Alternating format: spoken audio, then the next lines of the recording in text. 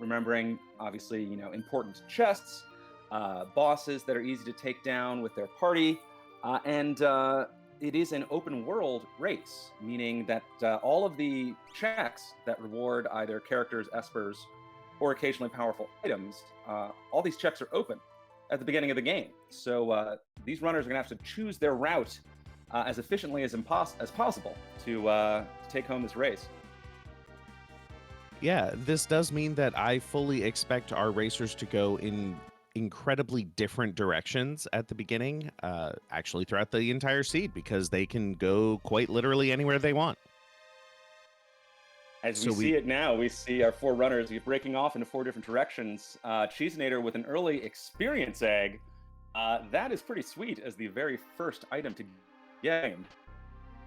Absolutely, that is something that can absolutely, make a difference, especially in a race like this. We only need 3 characters and 10 espers. I do fully expect our racers to find some extra characters by accident along the way. Um, but that XP egg can, catapult one of your characters so far ahead in terms of levels that it's going to be absolutely worth it. Yes, indeed. A common refrain in the Worlds Collide community: eggs win races.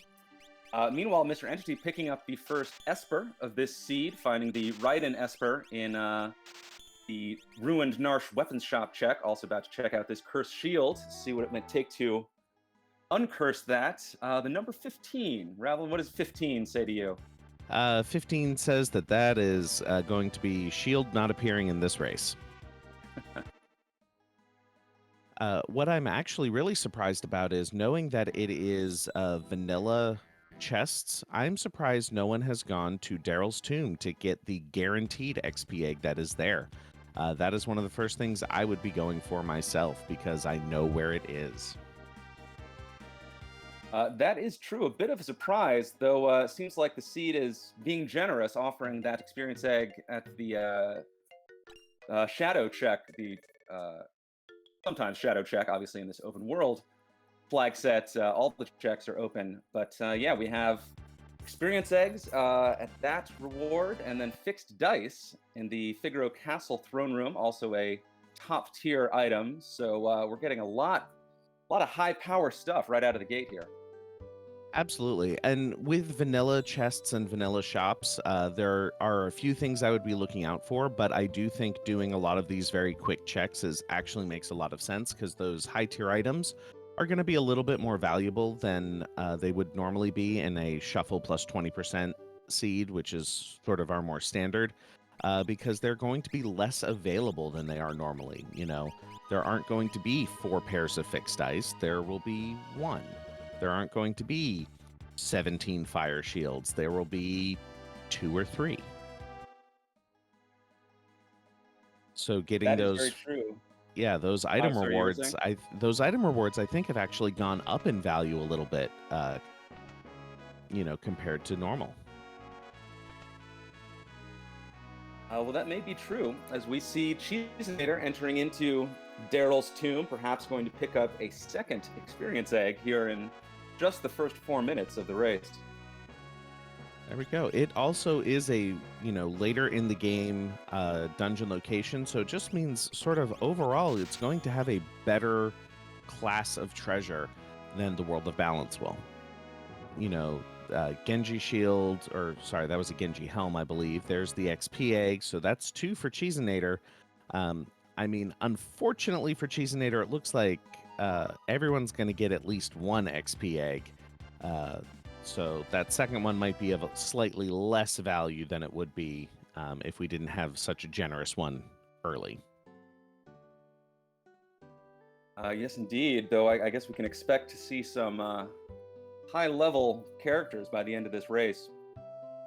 I noticed Zelfer heading up to the house of the crazy old Coot, who eventually, in the World of Ruin, builds the Colosseum. Good vanilla game knowledge there, knowing that there's a hero ring in the bucket of the crazy old man's house. Which, again, to your point, with all these vanilla chests, hero rings are not terribly common, and they are very useful relics. So smart game knowledge grabbing that as we see both Mr. Entity and Jack heading through the Figaro basement area, grabbing the multitude of chests down there.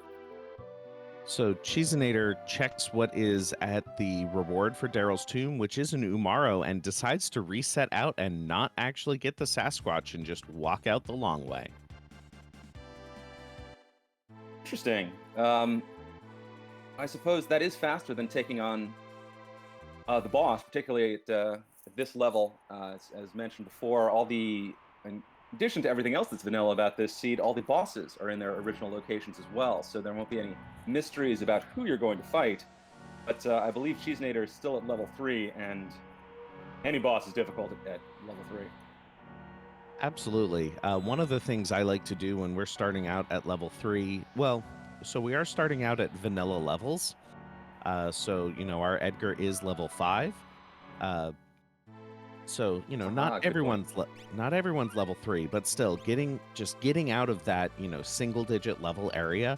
I like to take a couple of battles just so that, I have more than 67 HP.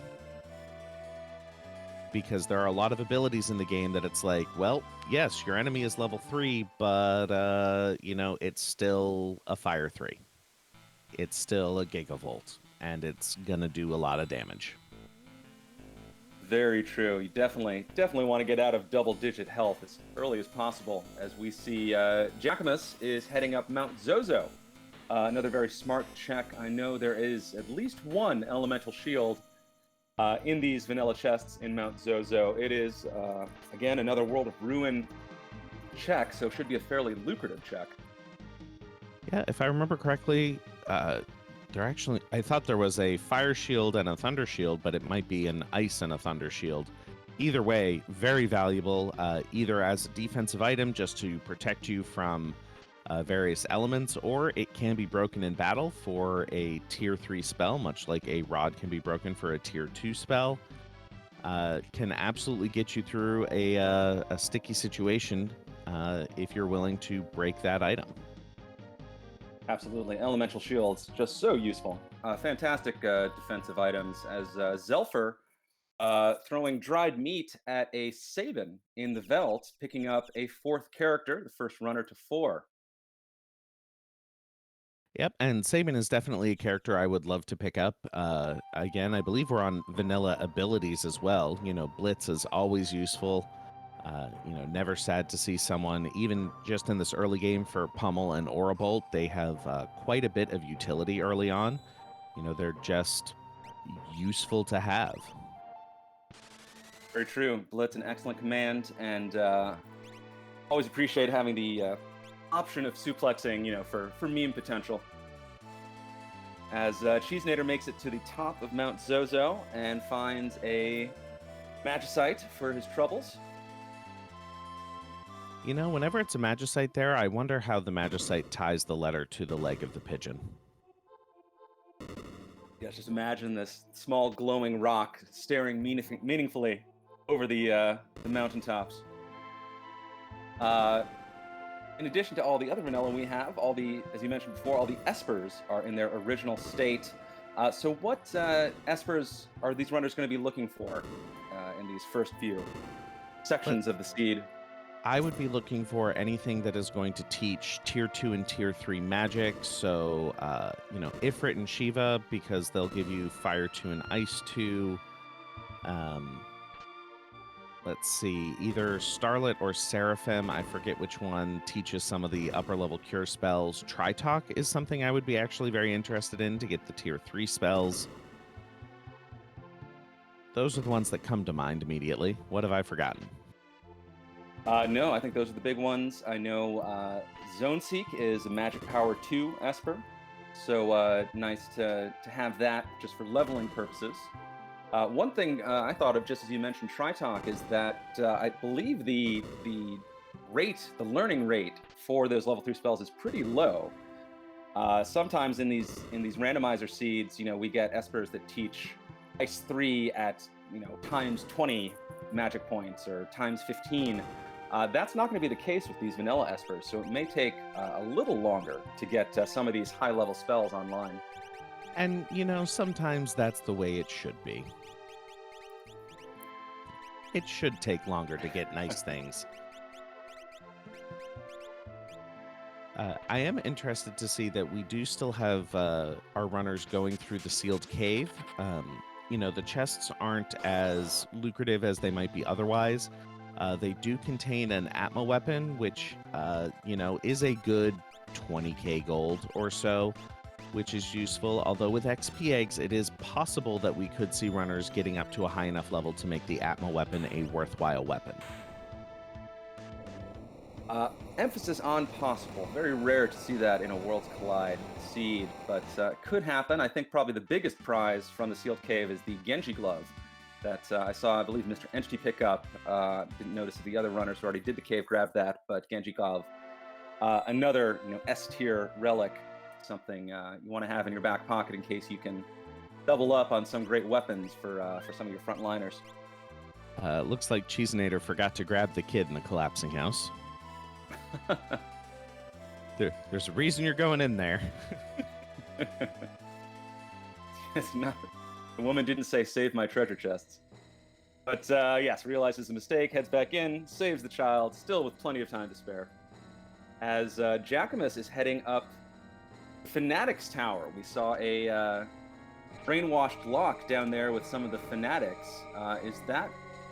Surely Jacquemus is just looting, not heading up to take on who, of course, he and we know to be Magimaster, arguably the hardest boss in the game, perhaps just grabbing these lower down treasures. I think he was there for the air anchor.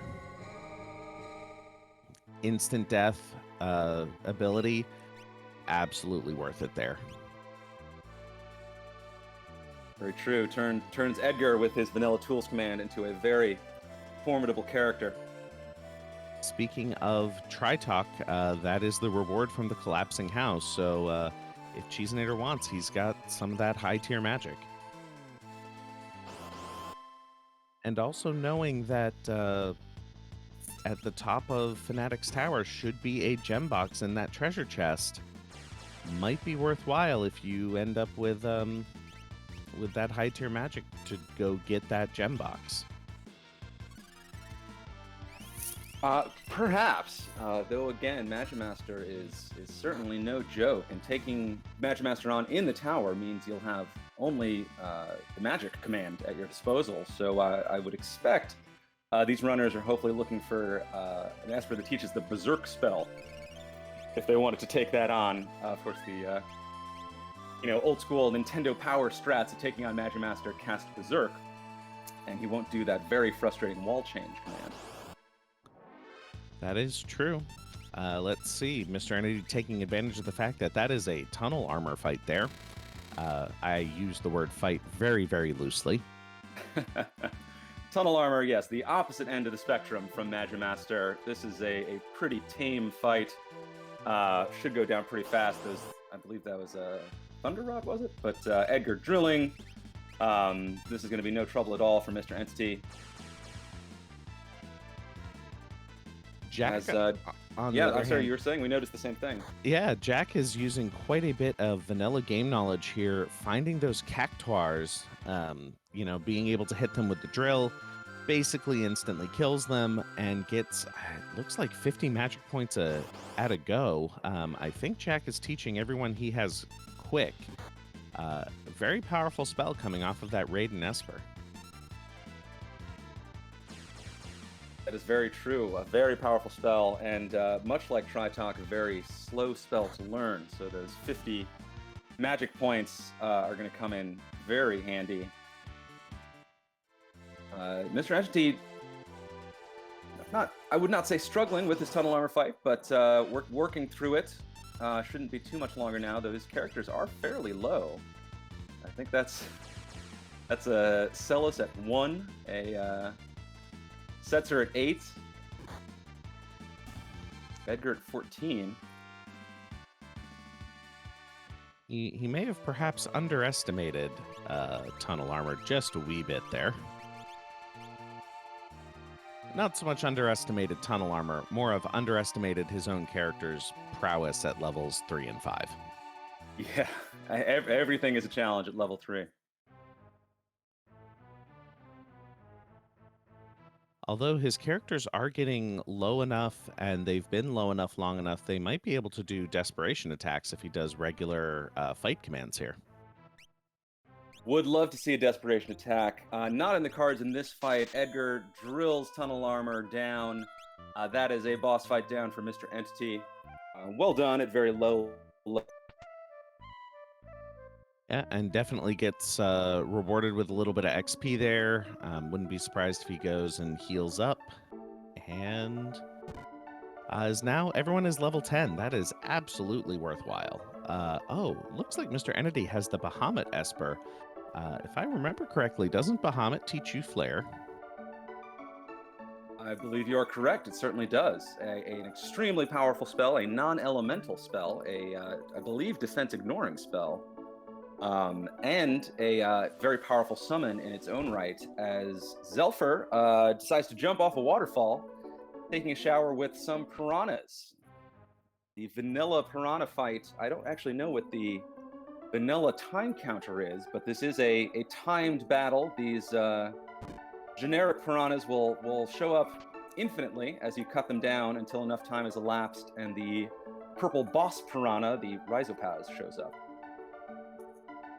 I do believe the vanilla counter is 60 seconds. And it looks like Jack is going to the auction house, just spent 50k on a hero ring. Wondering if he's actually going to buy this item as well, which I did not catch what it was.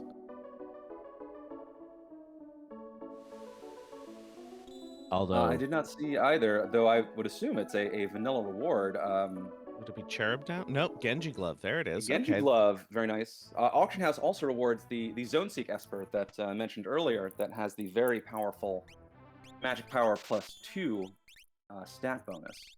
As Mr. Entity is taking on I would say not the world's most popular check, but one that can be helpful in leveling up your characters early on, the Burning House. The question is, with these vanilla enemies and the vanilla boss, unsurprisingly, the vanilla boss of the Burning House is a fire monster. I did not see if Mr. Entity has any ice magic at his disposal. He has Celis. Celis has natural magic. She has ice, and Edgar has flash. Absolutely worthwhile. Of course. Very good point. Again, this is really the community race about vanilla game knowledge. So we can see some very smart plays from some of these runners. As Zelfer has finally found the purple piranha and gets wiped for his troubles. Wow. Ooh, that's rough. So actually, it looks like Mr. Entity is trying to cleanse the curse shield. Pardon me. One of the things I did personally forget was that all of the fixed encounters would be vanilla, which does mean that these balloons are eminently beatable. So it would be very easy to just grind through 15 battles in here very quickly, get quite a bit of XP for your trouble, as well as cleansing the shield at the same time. I think that is an entirely reasonable course of action here. Very true. As awful as the cursed shield is, the reward when it transforms into the paladin shield is well worth it. Paladin shield, far and away the best defensive item in the game, just gives a ton of immunities, incredible defenses. Zelfer, meanwhile, deciding to avoid those piranhas jumping into a different body of water, this time taking a ride on the Serpent Trench. Once again, Serpent Trench battles are going to be vanilla. There's only really one of them, which happens to be not this one, that can be dangerous. If you get the single, I believe it's the Angua form, it's the eel-looking thing. It does have the chance of doing Aqua Rake on its first turn if it's alone. But as long as you avoid that, everything else should be very, very handleable. For sure. And a fairly easy way to get some early levels for this party as well. One thing I didn't happen to notice was if Mr. Entity has gotten either XP egg before he headed into the Burning House. I don't think he got the one from Gao Manor, and I didn't see him head into Daryl's tomb, so looks like Mr. Entity might be grinding all of this without an XP egg, which is A little unfortunate. Yeah, no boosts for him as we see Jack grabbing his Feral Tomb experience egg. It's sort of a you don't notice it at the time with experience eggs. The gains definitely add up by the late game when you will see levels that are far in excess of 40, 50. High level characters with experience eggs can be solidly in the 50s by the end of the game. Without eggs, you're usually breaking 40 around there, so it can make a big difference as the game goes on. And there we go. We've got Jack has set up his Setzer with double snipers. That is something I expected to see. Snipers are a shop item. You know, they're available in the World of Ruin Jador. They have a chance of doing triple damage to any enemy that happens to be floating or flying, which in the final boss situation, that happens to be quite a few of the enemies in Final Kefka, including Kefka himself. So those snipers have quite a bit of damage potential compared to what their battle power would lead you to believe. Very true. Snipers, awesome weapons. Very cool looking. Always satisfying getting that floating enemy proc when you chuck the weapon at them, and it feels very cool as Mr. Entity takes down the Flame Eater. Spent an ice rod on that boss, used some ice magic, and is in fact rewarded an ice shield for his troubles. So that's what we call a dead check. Nice to get an elemental shield, but perhaps wanted something a little more substantial for a check of that length. Yes, but his levels should actually be quite good now because of all of those balloon battles. That is true. We shall see if the grind pays out as Zelfer continues making his way through the Serpent Trench and Cheesenator making his way through Ebbett's Rock, finding the vanilla boss, which is Haydn and the Haydenites. And I was really wondering why, we're going out of our way here to go to Ebot's Rock. It's not that fast of a check. Oh, wait, the undead flag is off. So if an enemy is undead, hey, look at that. There's a Revivify and a beaten boss. Never mind. Makes sense. Bye-bye, Haydn.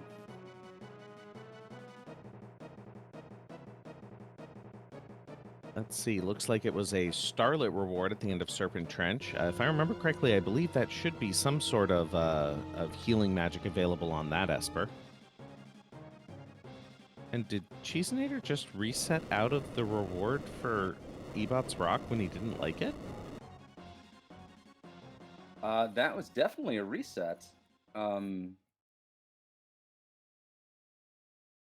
sure why he would do that after doing the hard part of making his way through Ebbott's Rock. Meanwhile, Mr. Entity is making his way through the Phoenix Cave, which is a much less lucrative check in vanilla than it is in a typical Worlds Collide seed, because with vanilla chests, all of these chests in Phoenix Rock are empty. And that's one of the things that I hate about shuffled chests is the empty chests get shuffled around the world and drives me nuts. I did realize why Cheesenator reset out. He hadn't equipped any Espers, so he wants to be able to teach his folks some magic. Ah, good catch there. Yep, thank you, Fate, in the chat for informing me of that. This is actually something that is one downside I find to open world seeds is that it is hard to keep track of 4 people going 4 completely different places. There is a lot going on in this seed, and do want to give credit to these runners. They are working through a lot of variables right now. In an open world seed like this, every single check in the game is available to them, so they need to figure out their routing. With all these vanilla chests, bosses, and abilities, they need to figure out their strategy, what to equip, what espers to look for. There's a lot of calculations going on behind these scenes, in addition to just the button presses on the controller. So all of these runners are operating at a very high level right now. I was gonna say, don't sell those button presses short. Those button presses are important too. Well, of course. So there are no dragons required for this seed. I don't believe the dragons are scaled. So I will be very interested to see if any of our runners decide to try to take a dragon out along the way. Mr. Entity does have fairly high levels compared to everyone else. And also, this treasure chest up here contains a dragon horn, which is very, very valuable, particularly if he wants any of his characters pogo sticking around the battlefield. Yes, indeed. Dragonhorn, 1/3 of the Dragoon trifecta, turning anyone with the jump command and a spear into a sort of X-jump fighter, and can dish out some just monster damage with some of the high-tier spears and lances in the game. Certainly one of my favorite ways to build a character. So satisfying, keeps them very safe. Obviously, when they're off-screen, they can't be hit by anything. So grabbing that dragon horn, I think a very smart move, particularly with Edgar in the party, who is, in the vanilla game, one of the easiest characters and most powerful characters if you turn them into that sort of Dragoon build. Also getting an Esper for his reward, Mr. Entity, making it through Phoenix Cave, grabbing a Zone Seek. That Zone Seek will be quite useful. Zelfer is now checking out the Colosseum. I'm going to assume that the Colosseum is vanilla, which he is showing us some vanilla knowledge here of turning a Tsarina gown into a Minerva.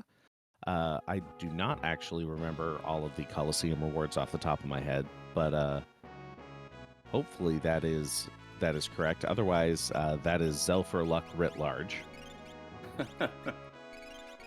That is an extremely heads-up play.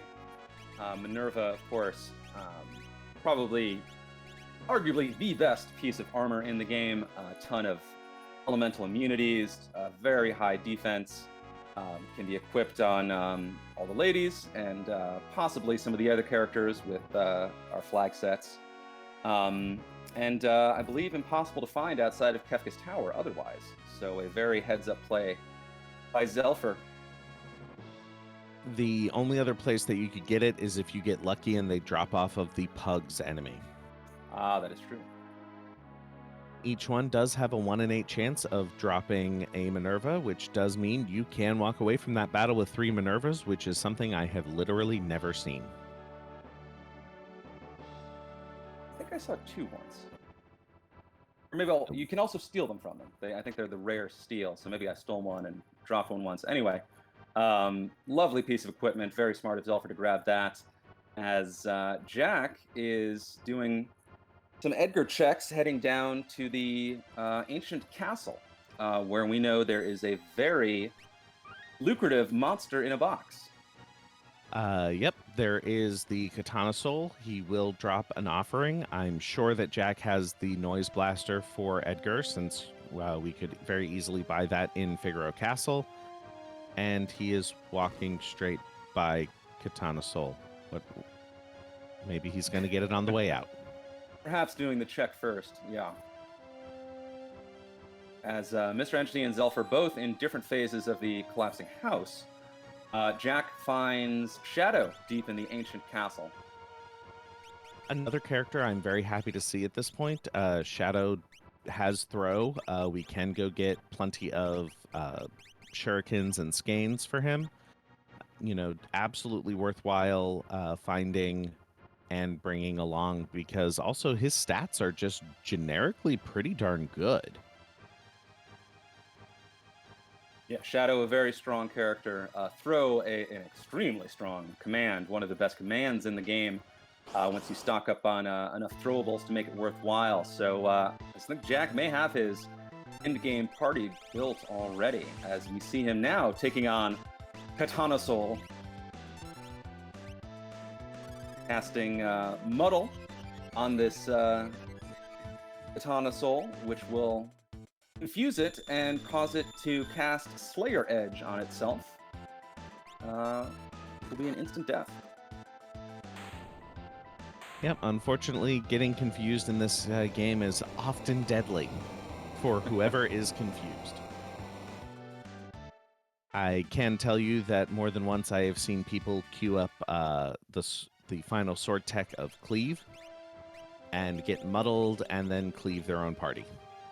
Oh wow, It that is is deadly. scary. We see Cheesenator having a much easier time with tunnel armor, having the benefit of a few more levels under his belt. Should not be any problem taking down this boss. Yeah. Once you're no longer level 3, suddenly things are less scary. Looks like Entity is now making his way to the Fanatic's Tower. I'll be interested to see if he is going to go all the way to the top, or is he just going to grab a couple of those chests along the way.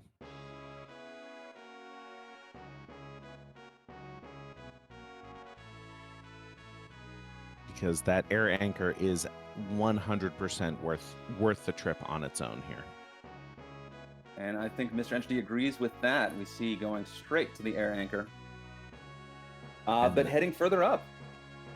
We'll see how high he goes. The other chests in here are nothing to sneeze at, but aside from that gem box that's at the top, I am not sure if any of them are necessarily worth the time investment. But he might have a plan for how to deal with the Magimaster at the top, so who knows? We shall see. Meanwhile, we're a little over half an hour into this seed, and I can already tell this is going to be a quick one. Cheesenator obviously has the 3 required characters, and is now up to 7 of the 10 required espers. In fact, all but Zelfer are more than halfway there in terms of esper count. So we could see things sort of building to a quick finish here. Absolutely. And, you know, one of the advantages of vanilla is that you just know where things are. You know where to find the dragon horn so that you can get your, pogo sticker equipped and ready to go. We know where there are Genji gloves. We know where there are snipers. We know where there are all of these things. And is Mr. Entity now heading all the way back down without checking that chest? I am so confused. That is a long walk down. As Cheesenator, using his game knowledge, knows that the boss of the Doma Castle fight is Leader. Leader, aka the reason Tunnel Armor isn't the weakest boss in the game. Was obviously no problem for Cheesenator. And now moving on to the Veld, as Zelfer is going to get consumed by Zone Eater. And down he goes. If I remember correctly, there is at least a fire shield down here. So some of these chests are absolutely going to be worth checking out. So I think that's an entirely reasonable play. Hopefully he doesn't get bodied by the green men too badly. And by green men, I clearly mean ambery orange-ish men. Yes, the burnt orange men in this seed. But yeah, gets knocked and down he goes. And Grimwolf was bringing up a good point. For this one, for that Fanatic's Tower high-tier chest at the very top, is it in this setting going to be a guaranteed gem box, or is it going to be some high-tier item? Because that was one thing that was changed. That chest is not part of the randomization in a normal seed, so that it is a guaranteed high-tier item, just to make the Fanatic's Tower check a little bit less awful. That is a very interesting question that, to be honest, I think we will not learn the answer to in this seed. I think it is unlikely that any of these runners are going to make the climb all the way up the Fanatic's Tower, taking on that guaranteed Magimaster for the reward of the character Locke, who is not exactly required in this seed. I think Mr. Entity perhaps planning his next point of attack as Jacquemus is heading into one of my favorite areas of the game, the Magitech Factory. Right, and we know that the Magitech Factory bosses will be relatively tame. Nothing too dangerous to be found here, so I think it's entirely reasonable. It's also going to be a good place to get a whole bunch of XP, and some of these chests along the way are going to be decent, if not anything too awe-inspiring. Very true. Nothing at the level of, say, Mount Zozo or some of the World of Ruin checks, but can be very lucrative. Also, quite a few chests that are just, a tile or two out of your way, very easy to nab, as Zelfer nabbed the Shiva Esper at the end of Gogo's cave. Jack now about to take on Ifrit and Shiva, which should be a fairly easy battle, as you mentioned. Now, the real question is he going to try to kill Ifrit here, or is he going to try to do the cheeky run away from them while they're not on screen strat? Not saying that that's one of my favorite things to do, but maybe. Looks like he has enough firepower, or in this case, ice power, to take down Ifrit no problem. As I think Mr. Entity is finally going to grab that experience egg that we've seen all the runners grab. So we're going to be very happy to see that. Yeah. Again, I think he might be kicking himself a little bit for not going for that one a little bit sooner, but immediately puts it on, takes off the Moogle Charms, going to take a couple of battles here, especially considering, this is a tomb. Most of the enemies here are going to be undead. So should be fairly easy to grind out. Very true. As you mentioned, undead enemies vulnerable to Revivifies and Phoenix Downs. The enemies in Daryl's Tomb can be pretty mean if you don't remember that they can instantly die from this item, which luckily Mr. E knows and is earning some pretty easy experience as, speaking of easy experience, Jackmus is taking on number 24, or Mini Magimaster, as I like to call him. This boss will not be a challenge for Jack. Nope. Zelfer did head into the Burning House. When you actually know what these battles are, the Burning House check becomes a much more reasonable check to do. When you're not sure what the fights are going to be, they could be absolutely terrifying and horrible to deal with, and, Diadolos and veteran fights, and no one wants to fight 6 or 7 of those along the way. But these balloon fights, they are fairly easy. They go down pretty quickly, and they give you not terrible amounts of XP for what they are. It's very true. And as we continue watching these runners work through their checks, I just noticed that all of these parties that we see our runners using on screen are Edgar and a bunch of people dressed up like bananas. Got Edgar in, I think, that very, very attractive sort of white and magenta look. And then we've got Celis, Saban, Shadow, all kind of wearing this lovely yellow theme. One of the many fun things about the Worlds Collide Randomizer is that there is a wealth of unique sprites, unique sprite palettes to choose from. I believe there are over 100 individual palette colors to choose from, and over 100 unique sprites. We tend to avoid using the sprites in streamed races like this to avoid confusion, but if you want to, you can have your entire party look like the party from Final Fantasy IV. You can have your entire party look like Sephiroth and a bunch of fish. You can do a lot with it. So it's a very fun feature of this Worlds Collide Randomizer. My personal favorite is making everyone look like Moogles, which should be surprising to exactly 0 people who have ever interacted with me. Well, they are adorable. As Cheesenator now taking on Tentacle Boss, the first of Edgar's checks that, well, not really the first one, but the one that you need to do in order to get to the ancient castle down below, which we already know contains Katana and Shadow. Jack does finish out the fight there to pick up the Yeti. Doesn't bring the Yeti with him. I'm a little disappointed. No love for the Yeti. Disappointed, but I'm sure not surprised. The Yeti can be fun, but definitely not one of the stronger characters in the game, especially compared to this party that Jack already has. I mean, these are all Shadow and Celis, and arguably Edgar are top-tier characters. Setzer is extremely serviceable and one of my personal favorite characters. So I think Jack with a very strong party, very unlikely that we're going to see him trade any of these characters out for the rest of the game. And especially in this particular seed, where we know we've got some fixed dice and an offering, and Setzer can also equip those snipers. I think Setzer keeping him around is a good choice. Jack is heading absolutely back to the desert to try to find more Hoovers and Cactuars. Yeah, with just 2 characters, no less. I wonder if perhaps trying to power level Shadow and Edgar?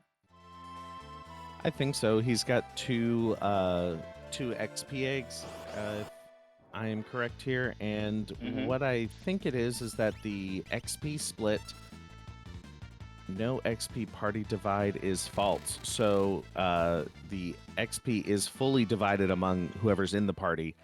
So having fewer members means that you will funnel more XP to those fewer members. Right, you are. As we see a Cactrot appear on Jackamus' screen, a funny little enemy that is very hard to hit, except with a few attacks, luckily Drill being one of them, and rewards just a fat sack of coins, which is always appreciated. And magic points. Magic points as well, as we see Mr. Entry taking on Doulahan in the depths of Daryl's tomb, fighting for the right to take that Yeti. There's the flare spell that we mentioned earlier, going to do a big chunk of damage to Doulahan. Yep, one of the big downsides to the flare spell, though, is that it does take quite a bit of time. It is a slow spell, but it is reliable, non-elemental damage. So there's a bit of a trade-off. Very true. As we see Zelfer making his way up Mount Zozo, going to grab those 2 elemental shields, which, not to repeat myself, but are extremely useful defensive items. They provide immunity not only to the element in their name, but often to others as well. For example, the Ice Shield lets you absorb ice damage and also provides immunity to fire damage. So they are more than meets the eye. They are extremely useful defensive items. And then, you can transform them into an offensive spell if you break them. Very true. More than meets the eye. That was a terrible pun, and I'm sorry. But no time for puns, as it seems Jackamus has all the requirements to take on Kefka's Tower. 5 characters, 10 espers, and we'll see what else he chooses to do before taking on this final and most difficult section of the game. The real question is going to be, does he have the levels and level the mid-30s to 40? It's not a bad level to be. I would want to be a little bit higher, but that is my own personal. I would want to be everyone minimum level 40. I expect to see him go maybe fight a couple of battles along the way, and then jump straight into the tower. Especially because we've only got 4 characters who have any sort of level here. A couple of your parties are going to be a single person on their own. You got to be ready for the bosses that we know it's going to be: Inferno, Goddess, Poltergeist, and Doom, and Guardian. That is true. Definitely saving some of the worst for last when it comes to bosses. The 3 statue battles in Kefka's Tower can be very difficult. Inferno is just a incredibly aggravating boss in many ways. I find quite difficult, some very frustrating attacks, and the ability to petrify with Delta Hit, which is always annoying. Want to point out, Mr. Entity made a smart play, attempted to do the same thing Zelfer did, going for those Minervas in the Colosseum. Unfortunately, was not able to take on the enemy, and so did not win that Minerva. So, points for game knowledge. Unfortunately, couldn't pull it out and decided not to waste too much time there. As Jackamus looks like he does want a few more levels and is taking on a dragon fight. This is the Ice Dragon. And that Fire 3 spell on Celis will make Will short do. work of this Ice Dragon. It will do quite a bit, but unfortunately that drill did way more than I was expecting. That dragon did freeze 2 of his party, so it's going to take a little bit longer than he was, strictly speaking, hoping for. Yeah. Meanwhile, Cheesenator taking on Katana Soul, doing it the hard way. No free muddle there. So gonna have to take out this Katana Soul, kind of trading blow for blow, which I'm pretty sure he is equipped to do. Not the worst fight in the game, but we'll take a minute or two to chew through Katana Soul's health. Meanwhile, we see Zelfer working through the Imperial Camp, which is a series of fixed encounters, not bosses, just, as well, obviously in this seed, vanilla enemies. Some soldiers of the Empire, which are no trouble for Zelfer to dispatch. And Cheese does make Unfortunately, it through. I missed what... oh, yeah. I think you were saying? Yeah, Cheese makes it through that Katana Soul fight with everyone alive, so everyone does get the XP. And Jack is jumping into Kefka's Tower. Yeah, at 46 minutes and change, this is a very fast entry into Kefka's Tower. There is, of course, still plenty of game left. Kefka's Tower is a just big, long gauntlet of, I think, something like 5 boss battles. It just, physically takes a while to walk through. Your party is divided in 3. There are 3 locks that you have to, or switches you have to step on. There's a whole bunch to do. So the game's not over yet, but Jackamus with a huge lead here, playing very, very smart and gonna have a great time. Yep, and I'm actually kind of surprised he's not going for the chests in here because the chests are quite good. Oh yeah, there's fixed dice. There's at least 1 Minerva. Oh, grabs the dice. There we go. I don't have a memory of what every chest here is, but with vanilla chests, I'd just get them all. It's just easier. Yeah, unsurprisingly, the final dungeon in the game has some pretty sweet loot in it. But in the randomizer, it's usually a bunch of tonics. But there we go. We see Jack grab those dice earlier, grabbing a Minerva, which again is probably the best piece of armor in the game.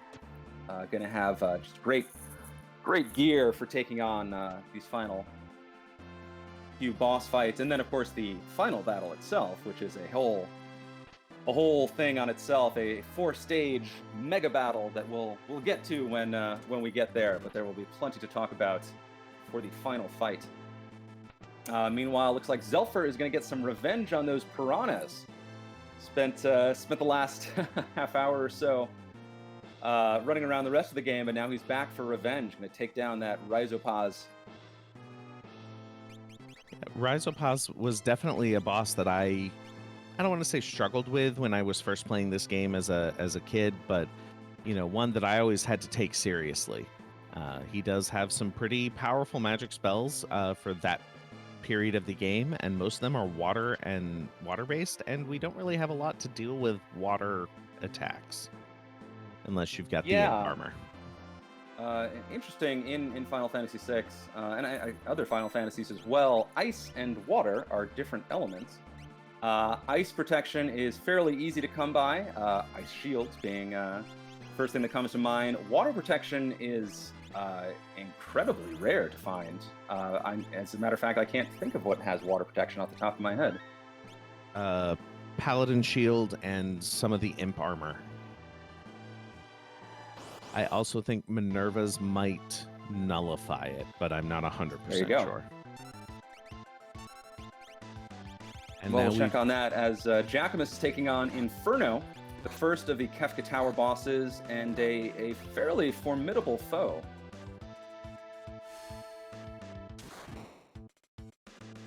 Absolutely. One of the things that Jack might try to do is take out one of the arms, just so that Inferno will not be able to use the Delta hit. Yes, indeed. If all 3 pieces of Inferno are left alive, he will cast Delta Hit, which is a guaranteed Petrify on one of your characters. Jack only has 2 characters in this fight. So, as you see, focus down one of those arms right away to avoid that. As Mr. Entity is taking on the Storm Dragon in Mount Zozo. A sort of wind attack dragon. Wind, another uncommon element, but it looks like Mr. Entity has the tools for the job, as does Jacquemus, taking down Inferno, as does Zelfer, taking down the Purple Piranha, getting revenge in the waterfall. So three big fights going down at roughly the same time. Absolutely. That Storm Dragon is not long for this world, especially considering Celis and Edgar both seem to have, I believe, Thunder Shields equipped to be nullifying this wind damage. Yeah, very smart play with those elemental shields. Should have no trouble working through this. Cheesinator dropping Ice 3s on Ifrit for cool quad 9 damage. That fight is here and gone already. Yeah. That is one feature I might like to see added to the randomizer at some point, the ability to break the damage cap. We're in the year 2021. Why are we capped at quad 9s? Let's bump it up a little bit. And then again, I'm a little crazy, so I'd love to see that. Would love to know how high some of these, top tier spells can really go if you uncapped it. How much damage would that Ice 3 have done? But we'll never know. Petition to change sprint shoes to allow the character wearing them to break the damage limit. I'm behind that. Jacquemus has now taken care of the 3 switches. So he is in the final phase of Kefka's Tower, where he will take on 4 more bosses, the Guardian and the 3 statues. These are obviously vanilla bosses, or vanilla boss locations. So these are the canonical final bosses, and they are all pretty tricky to deal with. Guardian just has a ton of HP and has a few scary attacks, but Celis with those Bolt 3 spells should be up for the job of taking them down. Yeah, I would not be overly worried about Guardian. Poltergeist can be pretty nasty. Goddess can be very nasty. Doom just kind of exists. He's mostly fine as long as you have some ice defense. But I would consider him the least terrifying of the 3 statues. One other nice thing is that all of these statues do drop some pretty nice equipment. For our Dragoon, we will definitely have an Aura Lance by the time the final battle comes along. So that is nice. Very true. Meanwhile, Zelfer taking on the canonical first boss in the game, the Whelk, in the back of Narsh Cave, finding another set of fixed dice for his trouble. Not really what you want to see when you're 1 Esper away from go mode. But here we see Jacquemus taking on a delicious helping of spicy chicken, the Poultrygeist himself.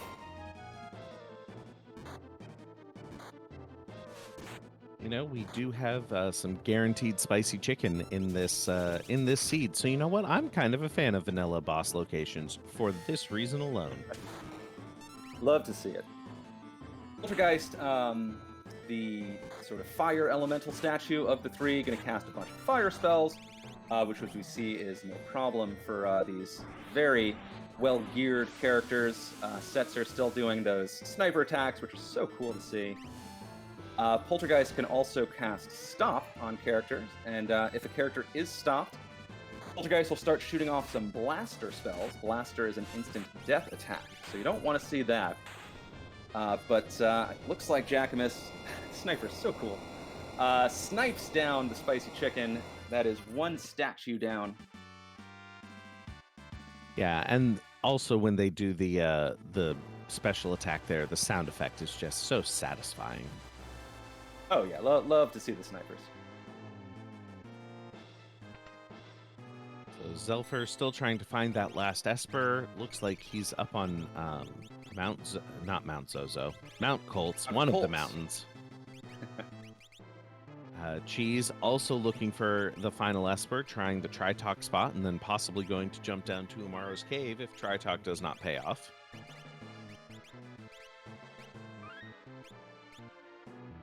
Yeah, Tritalk, a boss that is more or less immune to everything except fire spells, which is bad news for Tritalk because that Fire 3 just drops down for 9999. This will be a very short fight for Cheesenator as Zelfer is taking on boss of Mount Colts, which is what's this guy's name? Vargas, of course. Yeah, we have actually And we see seen Jacquemus take on Doom. we have seen most of the 60s boy bands. We've seen Vargas and the Ipoos and Haydn and the Haydnites tonight. Love to see it. As you mentioned, Doom is probably the simplest slash easiest boss of the three statues. He's going to cast a bunch of ice magic, which is obviously no problem for Edgar, who is currently absorbing ice. Eventually, he will start casting force fields, which will negate some forms of damage, which is no problem for Edgar because everything is weak to drill. And that's about it. And it looks like both Cheese and Zelfer have gotten their go mode Espers, and I think Cheese is going to need to do a little bit of grinding before he gets there. I'm not sure what Zelfer's level situation looks like, but he might be headed straight over to the cave on the Veld, which is totally Kefka's Tower. Yeah, as you said, we're seeing Cheesenator's levels now. We've got mid-30s and then 28, 26.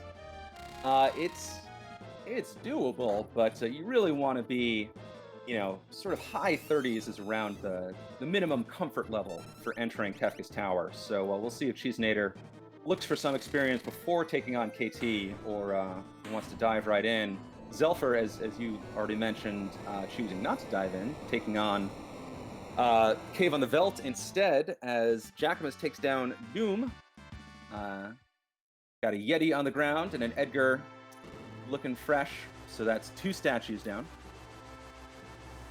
Yeah, so one nice thing about the Cave on the Veld here, you've got the Alover for a quick and easy fight. The Behemoth would give you a Behemoth suit as well as some pretty good XP along the way. Because Zelfer's levels are actually a little bit lower than Cheese's, so it seems a reasonable choice here to me.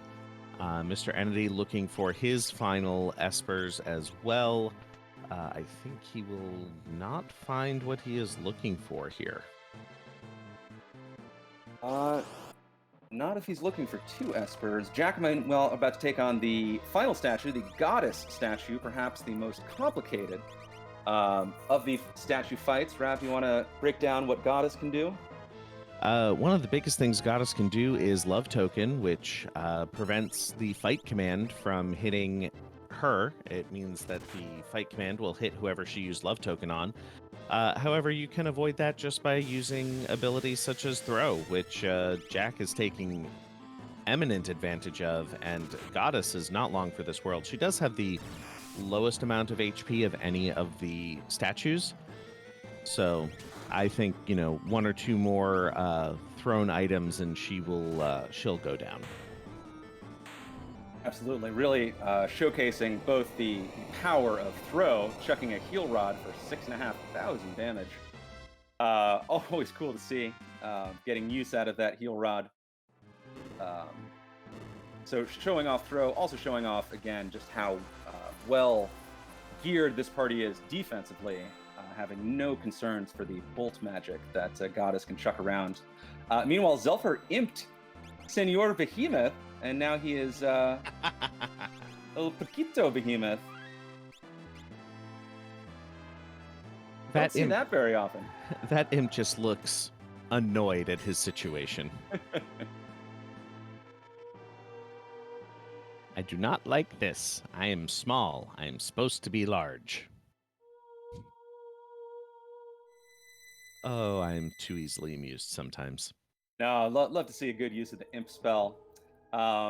Really a great showing of game knowledge and execution by all these runners. Want to shout out all these runners, give them a follow if you're so inclined. Give a follow to some of our restream team if you're so inclined, particularly Asherin and Ceiling Cat and Ravlin. And Calling about Franklin. me. And Franklin, thank you very much. But appreciate them for making this happen. Appreciate the runners for putting on a fantastic show as we see Cheesenator landing on Kefka's Tower as Jackamus is about to take on the final battle. Ravlin, there's a whole lot going on in this final battle. Do you want to break it down for us? Absolutely. So tier 1 here, you've got 3 targets here. You've got the face, the short arm, and the long arm. The long arm is vulnerable to instant death, so we are taking it out with that air anchor. The next time it takes a turn, it will destroy itself. You then want to take out the face next, because if the face is the last thing on the battlefield, as it dies, it will cast Quake, and I don't care how much HP you have, it still sucks. Then you will take out the short arm after that. The face is also vulnerable to fire magic, which is why we see, quad 9 fires coming along. Other than that, this tier 1 is a fairly reasonable fight. It is not too bad. Not too bad. Did have a petrified Celis for a while there. Fortunately, Jack able to pull out a remedy and get her back to normal. Would not want to lose such a powerful character on the first phase of this 4-phase battle. Absolutely. If you can avoid the quakes, that dread petrifying you is sort of the biggest thing that you are worried about. But it looks like Jack is going to be headed up to tier 2 very quickly. Setzer pumping out that damage there. Those snipers really giving the short arm the what for. Now, tiers 2 and 3 are the tiers that I think give people the most trouble. Tier 2 has, 4 targets, 5 targets, something like that. It has 4, I believe. Magic, Tools, Hit, and Tiger. Yep. So Tools, the sort of machine-looking thing behind the blue guy, is vulnerable to instant death as well, so you can take that one out very quickly. Magic, the dude at the far left, is able to be muted, so you can once again remove quite a bit of danger from the battle by muting him. Tiger is vulnerable to ice, and Hit, you just kind of got to hit him a bunch. You got to hit. Shout out again to Zelfer for some vanilla strats, going to the Dino Forest for some grinding. I remember this is where I would go as a child to overlevel my characters before taking on KT. So love to see that show up in a Worlds Collide seed. Absolutely. And I will say Cheese is in Kefka's Tower, but he's in at the low 30s. He is taking a risky strat here, so hopefully it works out for him.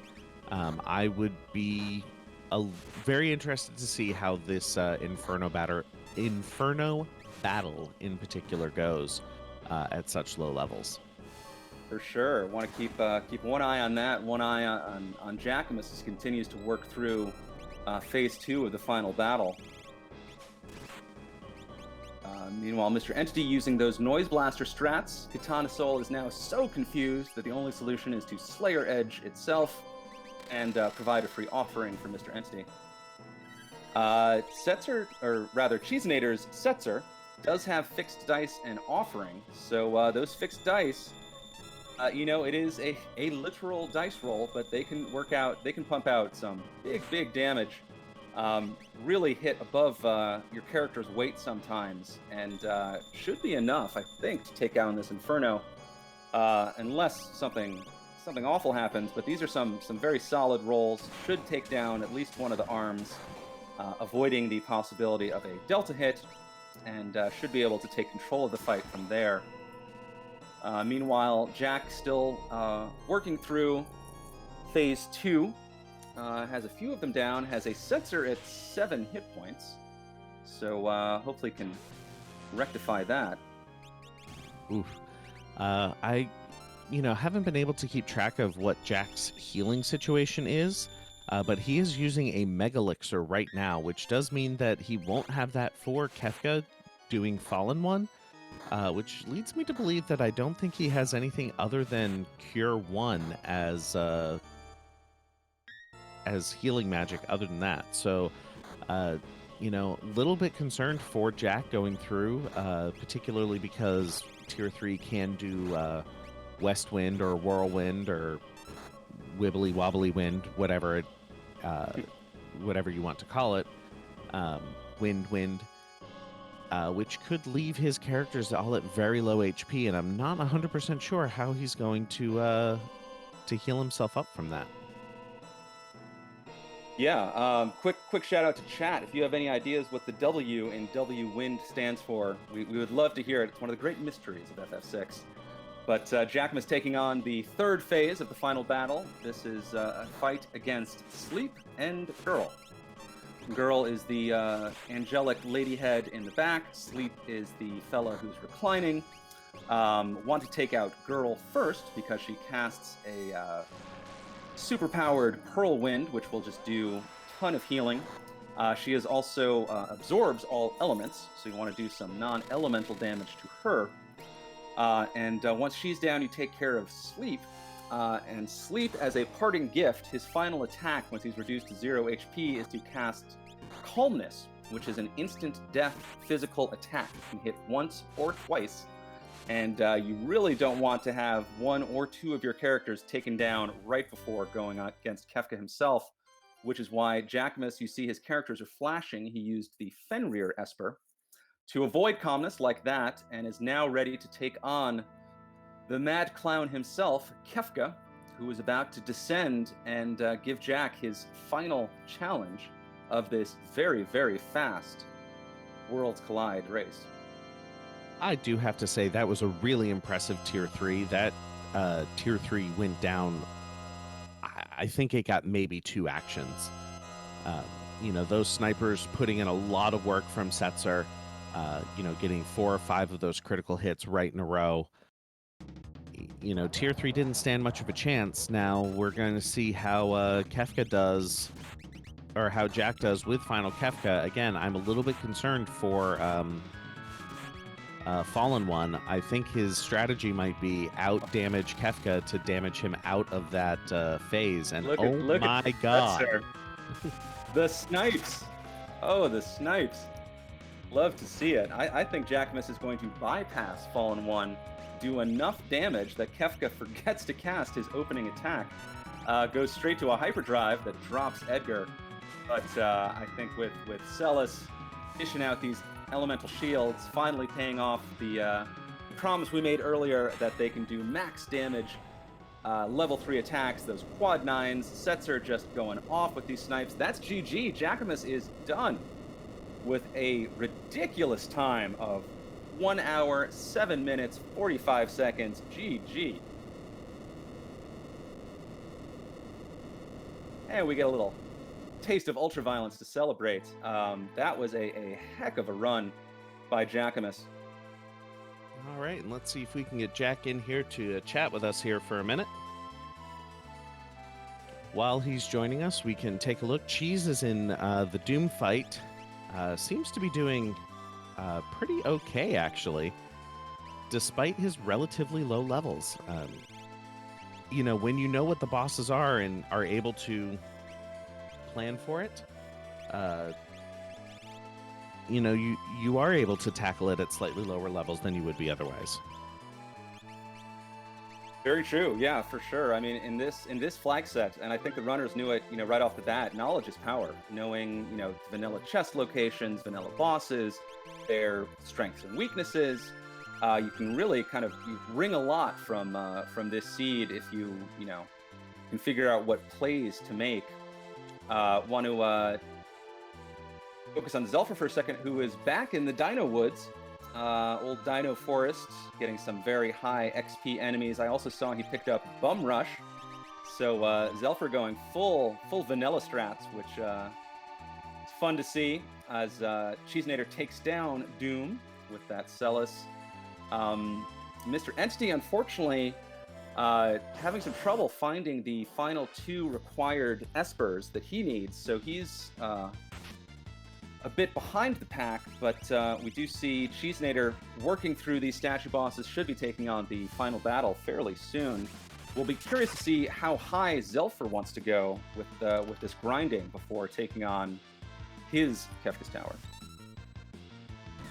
Yeah, one of the nice things about grinding levels is that you will increase your damage significantly just with levels alone. I don't care what your stats are. Levels are such an important aspect of the damage calculation that just leveling up is usually worth it on its own. Yeah, really, if there's any tip to give to people who are playing Worlds Collide, want to learn more about Worlds Collide, want to learn how to get better at Worlds Collide, levels are basically the most important components of almost every damage formula. So the higher the better. One of the reasons that experience eggs are so good. Yep. Experience We do eggs have, and hoovers. What was that? Experience eggs and hoovers. They get you lots of levels really fast. Yeah, GG, was that your strat coming into this race? Yeah. The idea was, since I know where all the stuff is, it's like, I ended up changing things around a bit because one of the dead checks just straight up gave me an experience egg. But when you know where everything is, you kind of can plan ahead. Like, I did the sealed gate cave to pick up some elixirs, some money, and a flame saber, which was basically going to be Celius' weapon of choice for the whole seed. And with the money, I picked up some warp stones, eventually some snipers. I planned on getting them much earlier, but the tools were much more important. The air anchor and the drill let me laugh at that Miranda Desert and get all the money in the world. I picked up all 4 of the vanilla hero rings. And yeah, things just fell into place. Finding Shadow was a pretty lucky find because he was able to contribute a ton of damage for me late game. Yeah, well, how did you enjoy having this very vanilla heavy type of race? Well, honestly, if I didn't, look at the flags more than 5 minutes advanced like I usually do, I probably would have finished, 10, maybe 20 minutes later, because I didn't really... I spent the entire pre-race just kind of thinking of a plan, like, what's my quickest path to power for this? And it's, well, there's the shields on Mount Zozo, there's an experience egg in the tomb, snipers in Jador, and just beat up the enemies in the desert for lots of experience and money. Yeah, we definitely saw a couple of different routes to power that people knew about. I saw a couple of people were picking up the Dragon Horn in the Phoenix Cave. I think snipers were a pretty good call. Getting the fixed dice early as well as the one in the Kefka's Tower. There were definitely options there. It was just a matter of what were you able to find.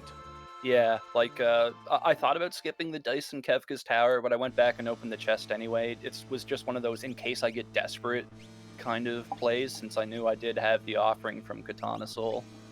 But I got through the solo bosses just fine, so there was nothing to worry about there. And, dual snipers with an offering is going to be way more damage on average than a set of fixed dice, so Setzer basically tore the final boss to shreds for me. Yeah, those snipers were doing an amazing amount of work. I think I got 7 procs in a row on tier 3. That was pretty nuts. Yeah, I didn't catch all 7, but I definitely caught 4 in a row, and I was like, good God. Yeah. Yeah, tier 3 got off exactly 1 physical attack on me. It wasn't much of a problem. Like, I had to use the free Mega Elixir in Kefka's Tower on tier 2 because I kept getting hit with quarter. And I'm thinking, well, this might get a little dicey because that was my, ace in the hole. I've only got Cure 1 for healing. But ultimately, offense was really potent. Tritalk Esper, just throw that on Celius and forget about it. She'll have like 80 magic with all the level 3 spells. And like Tools is a really powerful command if you can pick up air anchor and drill, as you saw.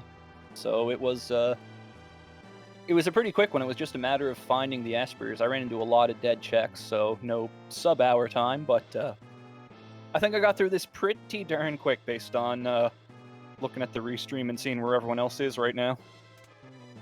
Yeah, absolutely. There was a second place finish off stream. I do just want to shout out Doesn't He, who's now in the check, was only about 1 minute and 15 seconds behind you, which, again, quite impressive. Both times very, very impressive times. Yeah, I mean, it was this kind of race. It just goes to show if you remember where stuff is in the original game, you can really abuse it in an open world setting. It was a lot of fun to just kind of plan out, all right, how can I get like stupidly overpowered in 20 minutes and then just coast to the end kind of thing. Yep. All right. Any final thoughts before we turn our attention to Cheese, who's going through Spicy Chicken and about to be in his Kefka fight? We're in the playoffs, boys and girls. Let's go, Bruins! Sports ball teams confuse me. Just to reiterate, GG to Jack for, as we mentioned, a fantastic time. As we see, as you mentioned, Cheesenator taking on Poultrygeist. We see these fixed dice offering Setzer build, doing a ton of damage. That is one downed chicken.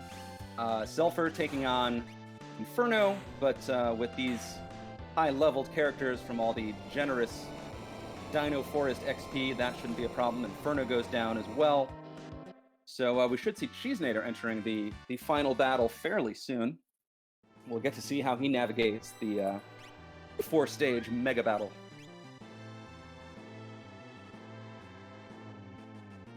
Yeah, and that is one thing that we always need to keep in mind. Typically, we do not scale the final battles, so they are at their full power as they are in the vanilla game. I mean, shocking that we have another vanilla thing in our vanilla seed here. But, depending on your damage output and how long things take, the final Kefka fight can still wreck you no matter what level you're at. If you make a misstep or if you get unlucky with some Meteo counters from tier 3, you can still have a bad time. Oh, absolutely. There's always the possibility for things to go horribly wrong. Ultima hurts no matter what level you are. As you mentioned, Meteo hurts no matter what level you are. And, if the timing doesn't work out between enemy turns, enemy attacks, sometimes you get a string of bad luck and suddenly you're restarting. So always got to stay sharp in the final battle. Mr. Entity, meanwhile, taking a check that we haven't seen from anyone else, still unfortunately struggling to find those last necessary espers. Taking a trip down the Leech River. I mean, again, easy fights, decent XP. The boss at the end is not going to be a problem. Yeah, as a matter of fact, is this our only sighting of Ultros in this race? No, we did have an Esper Mountain Ultros at one point. Right.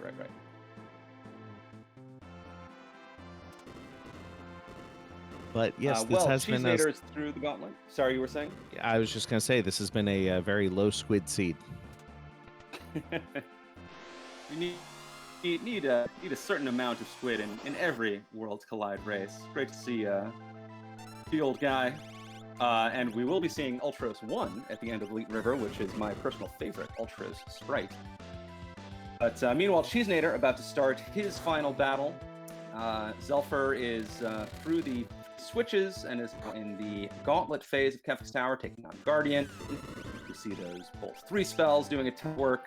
Drill, as Jack mentioned, as we've seen all game, Drill has been a fantastic attack throughout, still doing big numbers on these late game bosses. Yeah, the fact that it ignores defense does a huge amount of work. That's the long and the short of it. Why is Drill good? It ignores defense. Yes, basically every single attack or spell that in this game that ignores defense is good. Just having that ability just negates so much of what makes some bosses difficult. As Mr. Entity is taking on my boy, look at that smile. You know, Ultros might want to go see a dentist. Those teeth look a little snaggly. Oh, see, you said that, and he goes back underwater. You know, Bye, Ultros. sorry, I'm just gonna not be nice to the octopus kids. Well, a fun little cameo from our eight-legged friend. Meanwhile, Cheesenator taking on the first phase of the final battle. We see those fixed dice doing work. We see Shadow tossing a Ninja Star for over 9,000 damage. Throw, such a powerful command. And Drill still doing big numbers. Cheesenator should be working through these phases at a pretty brisk clip. Yep, and it looks like Celis has learned Merton there for Zelfer, which is going to take care of that Doom pretty easily. Merton, such a cool spell, such a powerful spell. It is a fire wind magical attack. Does it ignore defense? I don't think so. I think it just has crazy attack power. Yeah. Its downside is that it hits the whole screen, including your party.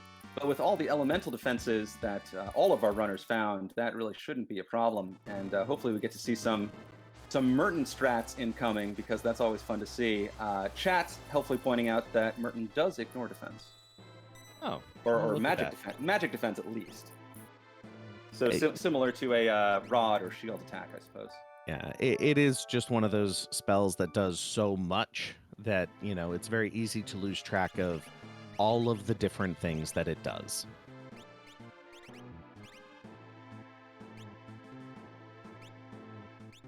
Very true. Meanwhile, Mr. Entity is taking on Ifrit and Shiva, going to drop some ice threes and end this fight pretty quickly. And I believe working through Mtech Factory should give Mr. Entity the required espers he needs to finally take on KT, as Cheesenator is on to phase 2 of the battle, which you, Ravlin, helpfully explained earlier, but I think it is perhaps the most complicated phase of the 4, just because there's so many of these different variables to work. As we can see, casting Stop on tools, and then Cheesenator using some tools of his own to do some damage. Yeah, you know, the Tiger Head does quite a bit, and magic spells can really cause you a bad day. So you really want to reduce the number of enemies that you are fighting in Tier 2 as quickly as possible. You know, just so that you are dealing with, you know, less variables. Yes, indeed. Meanwhile, Zelfer's solo Sabin is bum rushing Goddess down. Bum rush, or because it's a blitz attack, will avoid the possible love token counter that can be so annoying in a Goddess battle. Bum rush also, of course, an incredibly powerful attack, so I don't expect to see this fight lasting much longer. And there we go. Ooh, Mr. Entity has his Setzer getting muddled. So interesting thing, the Setzer hits himself first, which unmuddled him so that he could then hit number 24 twice, which killed the number 24, and then the final one, because he was still muddled, went and hit Shadow. That was a weird interaction that I have never seen before. That is also one of the scariest things to see, is your fixed dice user become muddled, because as you can see, Setzer casually dropping 4,000 damage on Shadow, putting him on the ground. A muddled fixed dice user can wipe your party. Luckily, it didn't go that badly. Shout out to Zelfer for checking the validation chest right before Poultrygeist. And we get to learn that it's a vanilla ribbon, which I didn't actually know, because I never learned about that chest until I started watching Worlds Collide Seeds. Yep, that chest. So ribbons, I feel like ribbons are a little undervalued as an item. Personally, I really like the fact that they can protect you from train in the final battle. Having a Mr. Entity getting an XP egg right now. That's very sad. Oof. Yeah, unfortunate.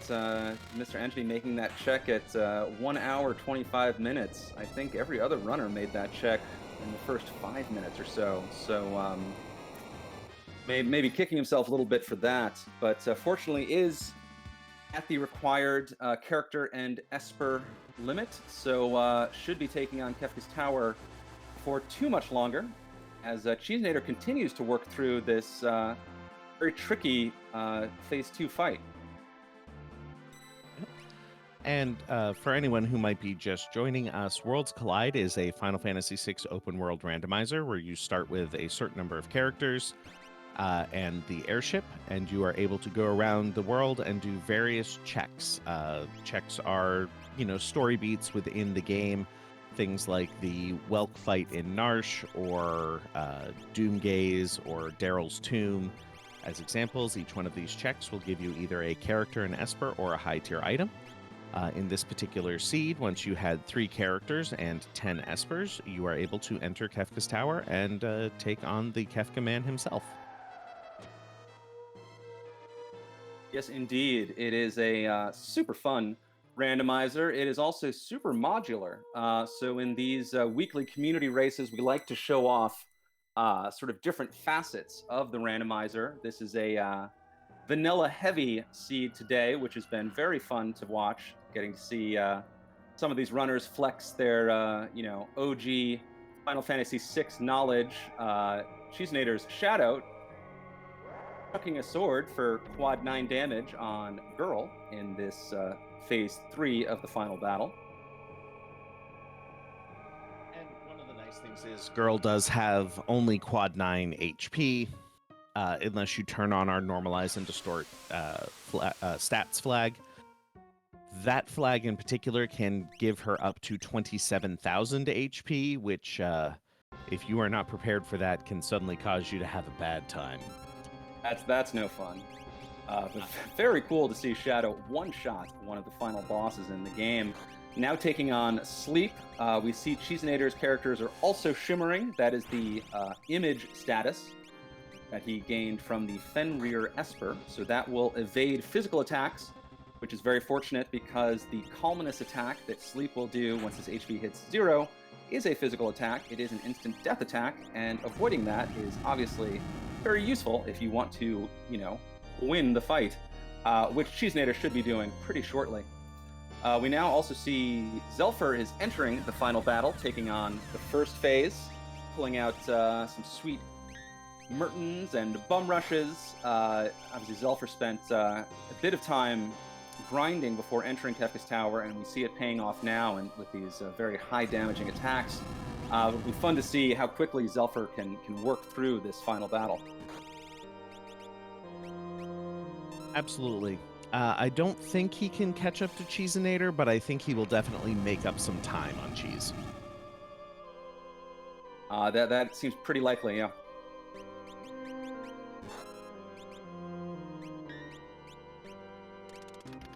Mr. Entity, interestingly, seems to be adding Realm to his party at a very late date.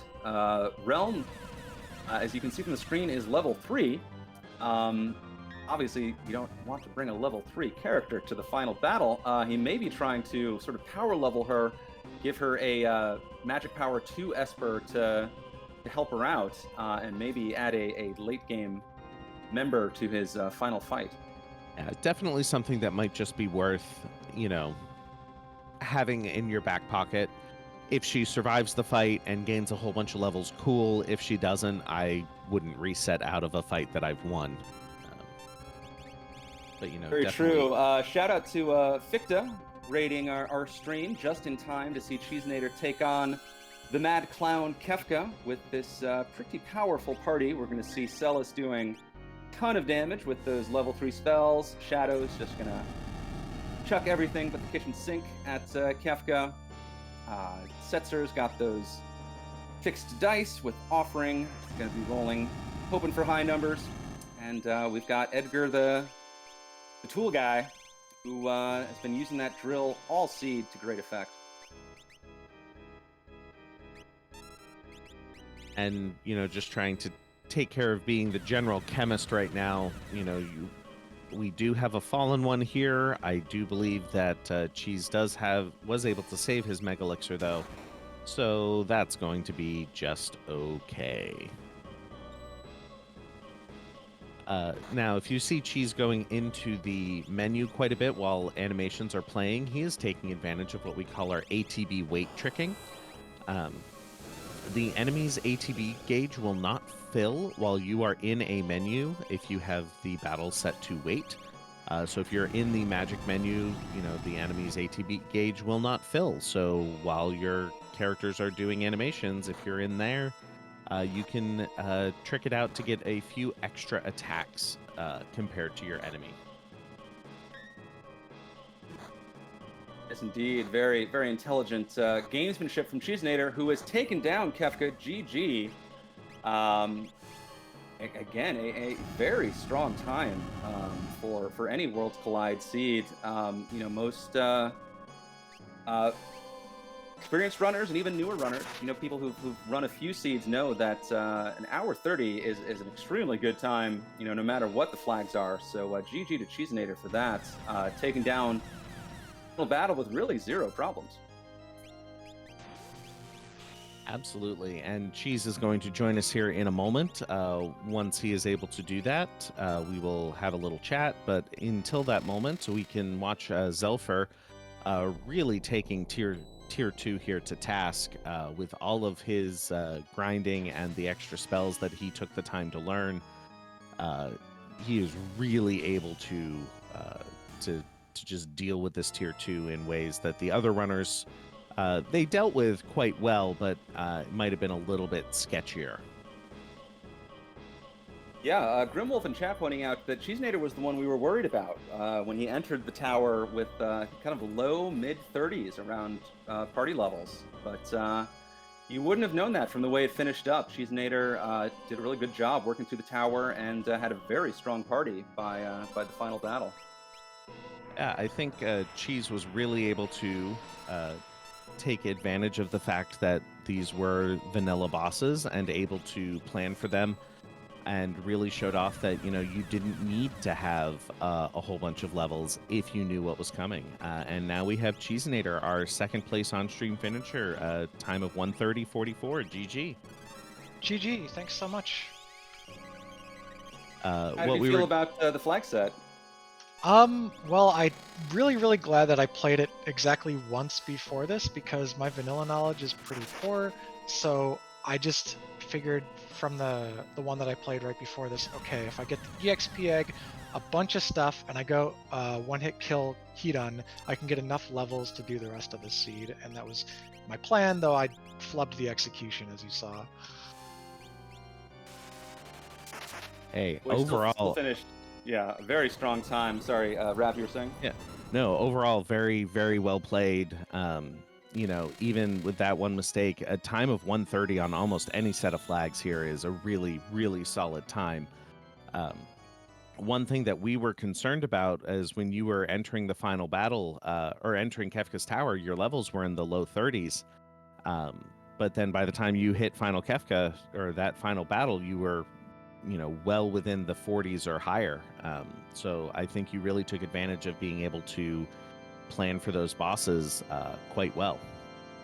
Yeah, I thought really hard about who was supposed to face Doom and Goddess specifically, because I knew I needed to get through the reflect phase on Doom, and I knew I needed to not use the fight command on Goddess and also absorb lightning.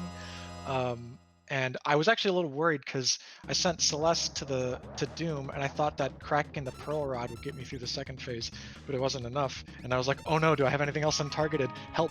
And I finally found that I had Tirado equipped, so thank goodness. Very yeah, nice. Smart plays there. I do want to cut in 1 second to point out Mr. Entity unfortunately had to take a reset against Inferno.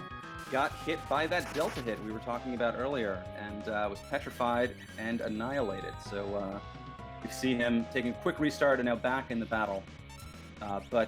Yeah, Cheese, you were pretty. We were a little worried about your levels heading into KT. Was that a concern for you? It was. That's why I spent so much time menuing the EXP eggs around, and my KT menus were embarrassing. I was trying to like find someone who could wear the Behemoth suit and the Minerva, and none of that was working out. So I must have swapped like 30 times with the Y button, but it all it all worked out. I got the levels. I was extra safe. Double calmness protection, double insta kill. Esper is equipped to get through the first 3 phases, and so I just wanted to get all my ducks in a row and not wipe, so that I could have a decent time against this big group. Right on. Zelf having a bit of trouble in the Kefka fight. He was down 2 characters and got fallen 1'd. It's fortunately back up with that Sabin doing quad 9s on the bum rush. A ridiculously strong Edgar doing almost 8k with the drill attack. Don't expect this fight to go much longer for Zelfer. But as we're watching that finish up, Cheese, what did you think about sort of having this vanilla heavy approach to a race? Is this something you would want to see more often, or just sort of a special occasion kind of treat? Definitely a special occasion thing. I do prefer the random element of the randomizer. I think if I want to flag set like this more often to make it interesting. Oh, wait, I think you finished. There it is, yes. Good call. GG to Zelfer with that final bum rush attack, taking down Kefka. Zelfer finishing with a time of 1:36.19, a very strong time in his own right. Sorry, Cheese, you were saying? Yeah, I was saying to play a flag set like this more often, I think you just need to shuffle treasures. If you make it so that it's not just like EXP egg and loot Mount Zozo every single seed, I think it becomes a lot more interesting. I think that's a really fair point. But we try to make our weekly community races do something a little bit different each time, and this is what I would classify as a sometimes food. Yeah, totally. I thought it was very fun this time. I was just letting you know, like if it ever gets run again, there are variations that could be made to spice it up. Cool. Well, definitely something to keep in mind for the future. It was certainly very fun for us as viewers to watch, to see, you guys obviously doing the mechanics of going through the race, but also I'm sure doing these sort of calculations behind the scenes to figure out the best routes, the best chests to grab, what bosses you can take down. So certainly a very entertaining race for us viewers.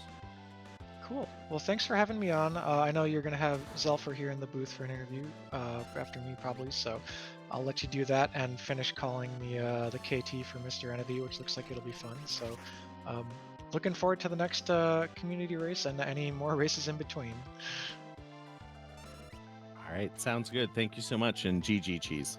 GG. And we are now joined by Zelfer, our 3rd place on-stream finisher with a time of 1 hour 36 minutes. GG Zelfer, how'd you feel? Thank you. It was a lot of fun. I had a very good time. I'm a little rusty with my vanilla knowledge, and I'm definitely rusty on open world Siege completely. But I had a lot of fun. This was a good time. Well, it's good to hear. It was super fun to watch. I personally really enjoyed seeing you doing that grind in the dinosaur forest, which is a little piece of vanilla that I remember from playing this game as a kid long ago. So was that something you had planned before the race, or did it just sort of come to you in the moment? So in vanilla, I always grind there. Absolutely always in vanilla. I go over to Dinosaur Forest, as they say, and I grind. As far as this particular race, I definitely had it in the back of my mind, like if I need to grind, I'm gonna go to the Dinosaur Forest, and it's gonna be great. And when I got my 10 Espers, I looked at my levels, I saw that they were quite pathetic, and I was like, yep, Dinosaur Forest it is. So it was, yeah, it definitely worked out very well.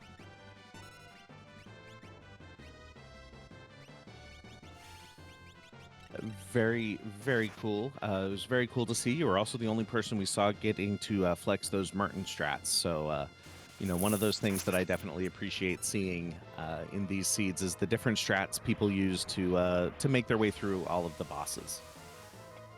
Oh, I am always a fan of Merton strats. Unfortunately, even in mostly vanilla settings, we don't know where the Crusader Esper is. Crusader Esper is the only one that teaches Merton. So I definitely got all the shields I could because shields are amazing.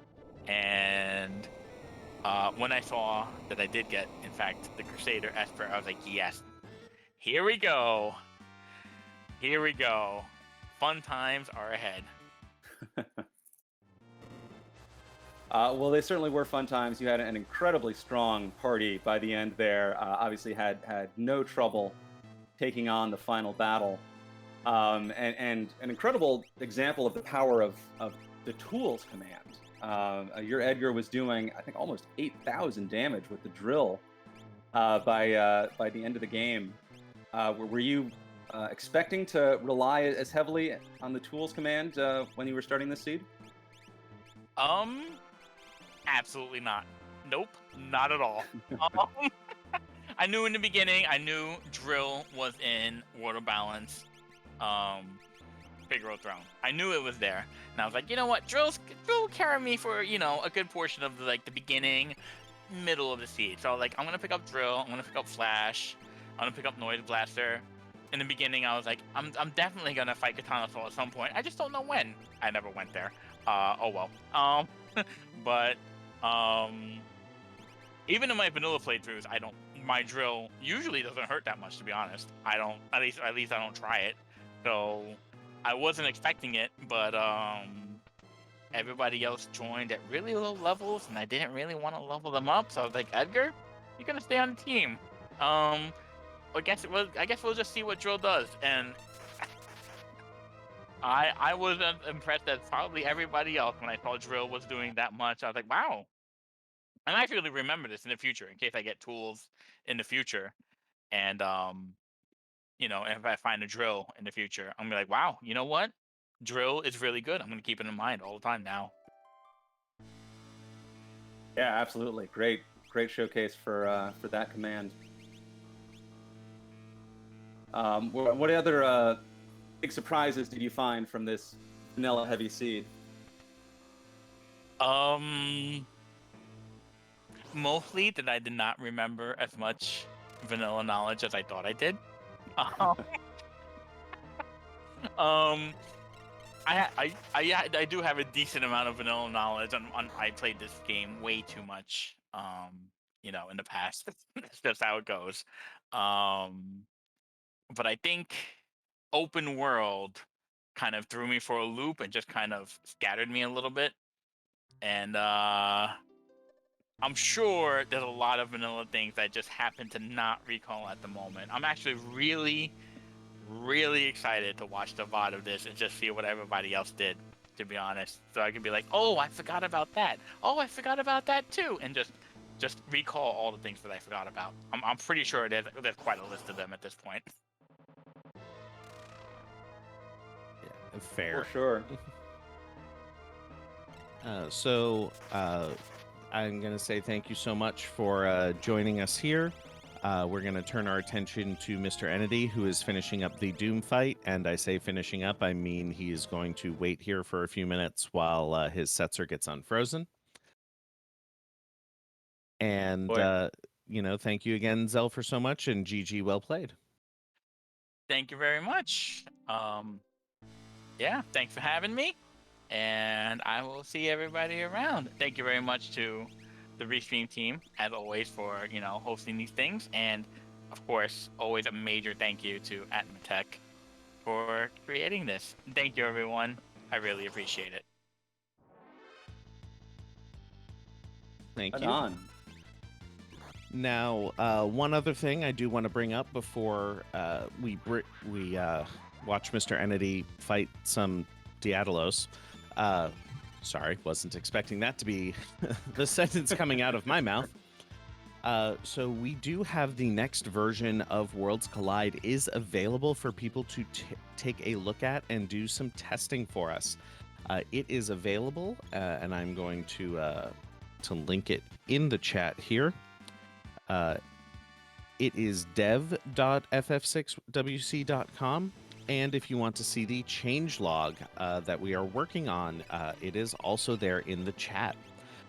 There are definitely some things about this new version that I am looking forward to, including no free progression, or what I affectionately call the no free lunch option, which removes character and Esper rewards from the Auction House, Collapsing House, Figaro Castle Throne, Gao's Dad's House, Kalingan Inn, Narsh Weapon Shop, South Figaro Basement, and the Zen Thief.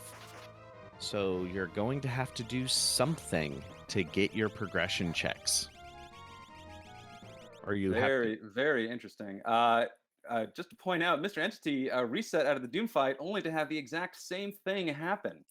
Got a frozen Setzer and a Yeti trying to take down a god by himself. Not going to work out. That's unfortunately another reset for Mr. Entity, who has had a few rough patches through this seed.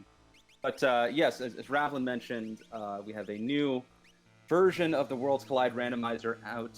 Worlds Collide itself is technically still in beta, but it has come such a long way in even just the short time that I've been a part of this fantastic community. So definitely check out the links that Ravlin shared. And, if you want to play more Worlds Collide, you should, first of all, obviously do so. And you should check out our Discord as well, where we are all a bunch of Worlds Collide fanatics. Yes, and I will say the other change that I am looking most forward to is the stronger Atma weapon option. Atma weapon does have 255 battle power, but normally in the game, if you are under level 65, its damage gets nerfed. However, with the stronger Atma weapon option, that level is now 32. So once you are level 32 or higher, that Atma weapon is going to be doing its full potential damage. So looking forward to doing some Atma weapon strats here in the future.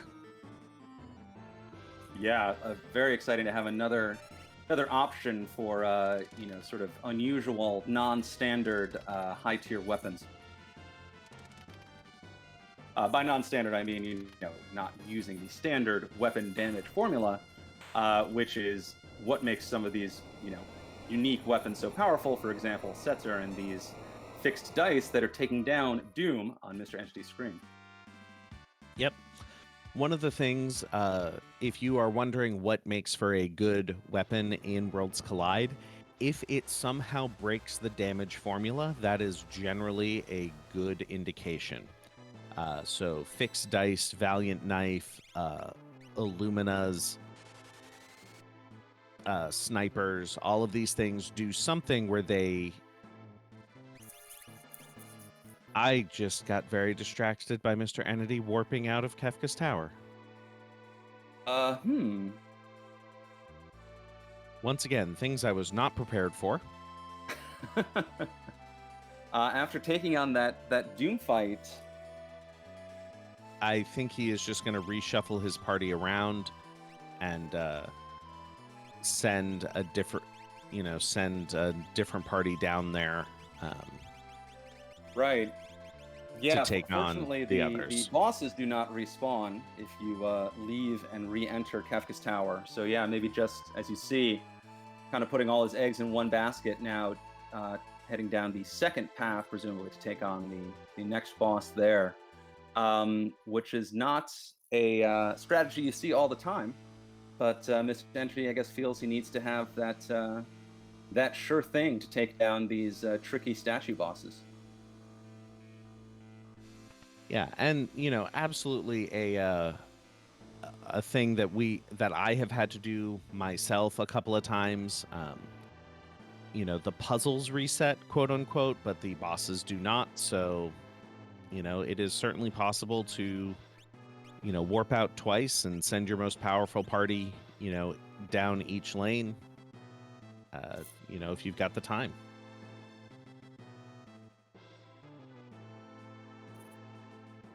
Yes, indeed. Which Mr. Entity obviously does. The walk through Kefka's Tower is a bit of a hike. Unsurprisingly, the final dungeon of this game is pretty big. Fortunately, there are no random encounters to worry about, but it will take a few minutes for Mr. E to get all the party members, all the pieces back in place to take on the next statue boss. That is another thing that we can mention about the dev version.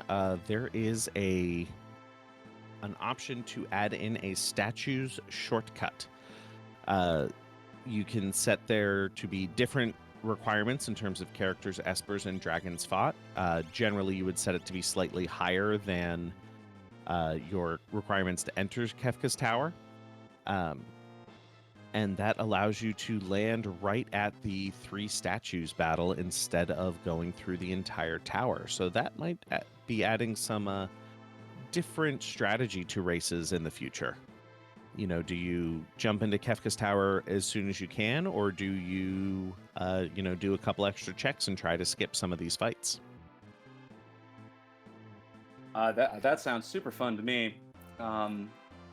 Anything that can sort of add more things to think about, more trade-offs and opportunities and strategies to work through is always something that I want to see more of. Mr. Entity remembering something tricky about re-entering Kefka's Tower. As you mentioned, Rav, the puzzles reset, but that chest that clears the path for party number 1 only sparkles the first time you enter KT. So you still have to press it again. It just doesn't let you know that you have to press it again, which I've certainly been caught by. Mr. Entity smartly going back to click that chest. I have as well gotten by that as Yeah. more times than I care to talk about, actually. Well, yeah, you would never expect it. Everything else resets except for that sparkle.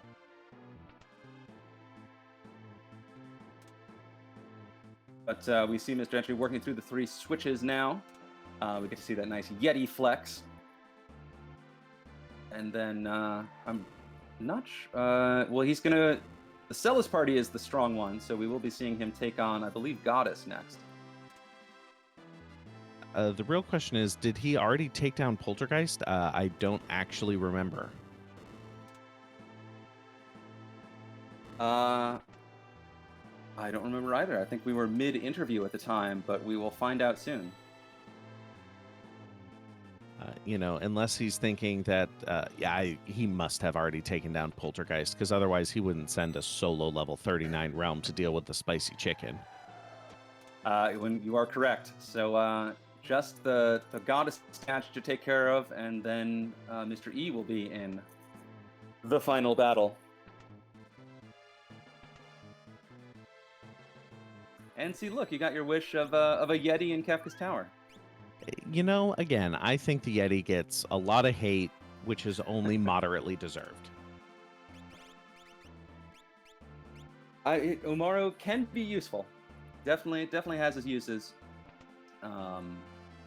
Also particularly useful when he's equipable. So you can alternatively turn Umaro into kind of a combat beast with a bunch of top-tier items, or you can just strip him of his extremely useful snow muffler armor. As Mr. E is taking on the Goddess. There we go, and just finding a bunch of ways to bypass the possibility of Love Token with jumping, with spells, and I believe the offering as well bypasses it, although in this case it might just bypass it by killing her. Yeah, those are some beefy rolls by Setzer. There was double quad 9s in there, and that is good night, Goddess. So Mr. E about to take on this final battle after having a no-sweat fight against the final statue boss.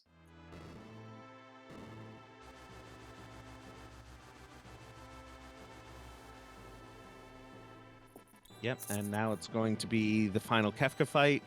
I cannot see Mr. Entity really having too much of a challenge with it at this point because, his characters are almost in the 50s. He's got the power. I'm not concerned about Mr. Entity being able to take things down. No, I was definitely well prepared for this final battle. Want to give a shout out to the Dragoon build on Edgar. That I think Mr. Entity picked up that Dragoon horn fairly early on, and is the only one to turn Edgar into a Dragoon. Also, you see, has that Aura Lance, which he has the option of putting on Edgar if he so chooses, turning Edgar into a very beefy jumper.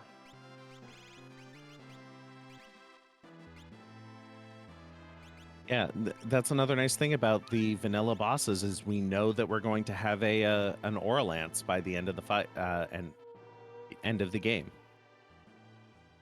Aura Lance is the Very best true. pogo stick.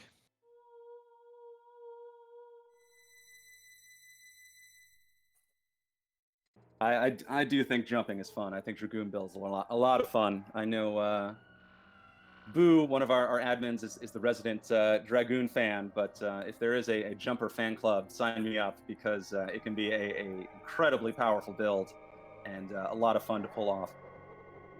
And can turn some fights into, just freebies. Yes, although you do need to be careful with the Dragoon strats, because if the enemy has launcher and the only target for launcher is in the air, that does lead to lots of problems and possibly soft locks. What, you mean there are glitches in Final Fantasy VI? I would never claim such a thing. Glitches in my Final Fantasy? It's more likely than you think. I'm just going to say that it is entirely possible for there to be glitches that we still don't know about and don't know how to recreate.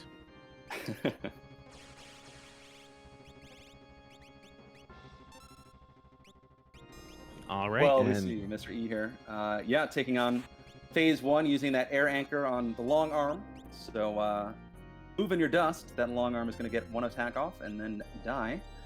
We see Shadow once again demonstrating the power of throw, dropping quad nines on the head. With a simple flame saber. Yeah. It does take the element of the weapon into account, so taking advantage of that fire weakness on the head.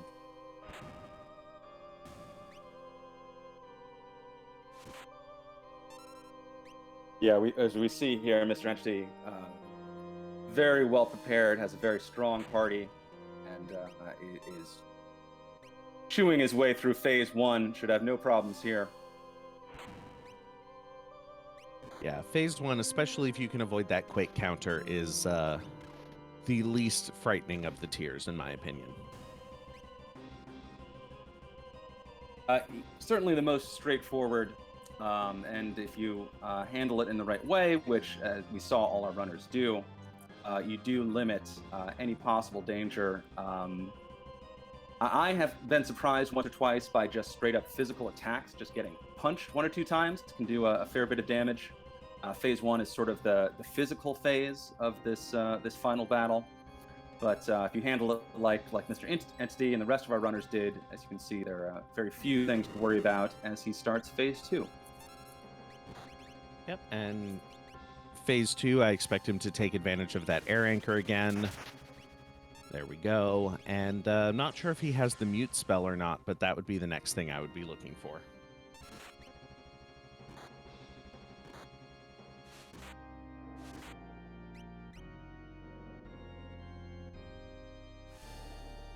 Yes, as we see, we've got more sniper fun. Snipe Setzer doing some damage there.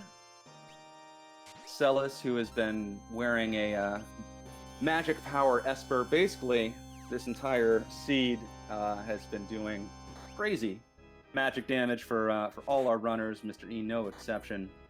Just dropping a ton of damage on these Phase 2 enemies. Oh, and we get another heal rod throw. Always fun to see. You do have to be careful with that because the targeting bit will set it to hit shadow initially. I have taken myself out occasionally Ooh. with a heal rod to the back of the head. Definitely want to avoid that. I usually sell my heal rod so quickly I forget to even think about throwing it.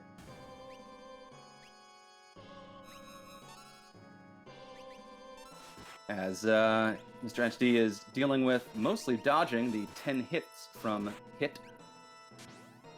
Chucking more rods for more damage. Sniper Setzer going off. So fun to see. This phase is almost done.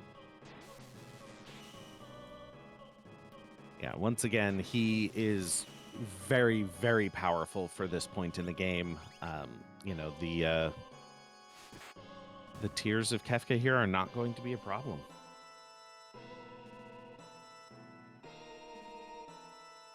So, question for you, Rav, and for chat. What is the sniper? Like, it's not a bow. It's not. I don't think it's a boomerang. I honestly have no idea what the weapon is supposed to be. I know it's good. I always like using it, but it's not a sword. It's oh, Jack saying maybe a sling. That's a good guess. I mean, taking a look at the Final Fantasy fandom.com/wiki/sniper weapon, it kind of appears to be. It actually kind of looks like a rifle. But frankly, I think it's supposed to be some sort of boomerang style thrown weapon.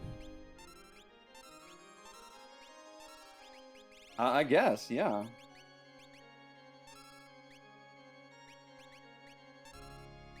Chat saying the sniper's design in Final Fantasy VI is based on the Gunstock War Club, a weapon used by Native Americans in the 18th and 19th centuries. Like the sniper, the weapon was either swung or thrown in combat. Well, that is pretty cool.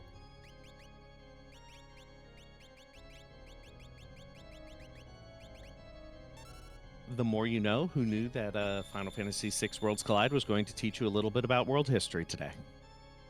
Yeah, I have never heard of a Gunstock War Club before, but now it's one of my favorite weapons. Especially when we see it put to such good use as we have in this race.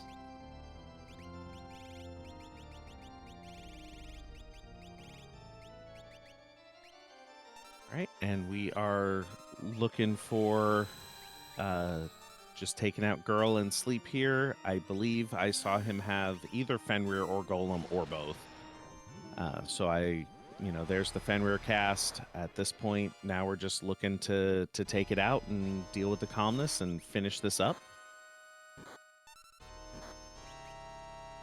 Yeah, all these runners, very, very fortunate to grab a Fenrir Esper early on. Always nice to have, that guaranteed calmness protection in your back pocket. Just one less thing to worry about, particularly in a race like this that demanded so much vanilla knowledge. All these runners, I'm sure, had tons of things going through their brains at once as they were working through this seed. Yeah, sometimes I think knowing more might actually be a detriment. In the randomizer, you don't know what could be in that chest. But if I know what's in every chest, then I have to start thinking about which chest to go for instead of just going for the greatest density of chests. Yeah, absolutely. There's always the danger of analysis paralysis when you have, all that information available to you. But it has been really fun watching all these runners work through this seed. The decision making that we've been able to watch, the different strategies we've seen. It's been certainly very enjoyable for me, at least, and I hope for all the other viewers here watching this very unique sort of Worlds Collide race as Mr. Entity is taking on the Kefka fight. Yep. Let's see if he gets lucky with Setzer and his procs and cut a little bit more damage. See if he can out-damage the Fallen One phase here. Wow, that Edgar landed super fast. I'm not sure I've ever seen a Dragoon character jump and land that quickly. I have seen that exactly in this circumstance as the first action in the Kefka fight. Because I know I have tried to jump a Lancer to avoid Fallen One and seen that very same thing happen as Edgar or whatever jumper going up and then coming right back down quickly. I wonder if it's some quirk of the Kefka battle. But Mr. Entity is once again, oh, there we go. There are those sniper procs that we've been looking for. That's what we want to see. You know, Bolt 3 throwing a scimitar. You know, this Kefka is not long for the world.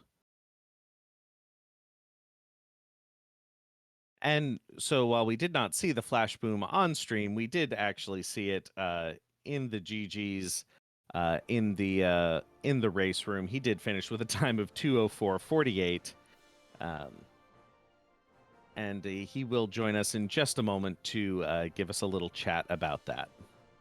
Yeah, and here he is. GG, Mr. Entity. How did you feel about that race? I made some mistakes, and Doom was an absolute Leo. He was a turd. That was tough to see. Yeah, I was also led astray by the spoiler log of a race that I just downloaded the spoiler log for. So it's the exact same flags, but it says Pearl Lance is a treasure in Fanatics Tower. Not that you have to kill the white dragon for it, which is annoying. Oh, rough. Yeah, so that was a large part of my plan, just getting that early and bouncing on everything, but it turns out not so much. Now I understand why you were heading into Fanatics Tower like that. Yeah, my whole plan was get the jump strats, and it turns out that's not as easy to do as the spoiler log implies. I mean, Well, it's just a tough dragon. break. Yeah, it's just a dragon that I didn't think I had to kill with magic I didn't have. It's fine. It's fine. But overall, what did you think of this sort of return to vanilla, return to our roots sort of seed? Honestly, I thought I would have done better out of the people who were involved. I seem to be like a full 30 minutes behind the two others on stream. I had like sort of insider knowledge, let's say, how to play that in the original version of this, where all we had was vanilla bosses and open world.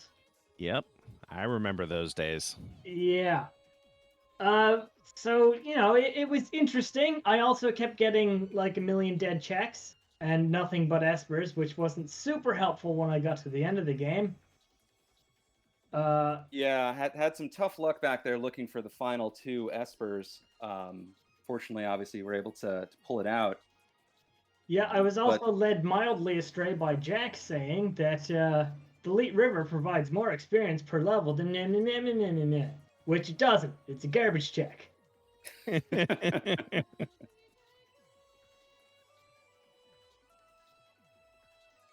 So Well, that also wasn't great. Well, I had a plan.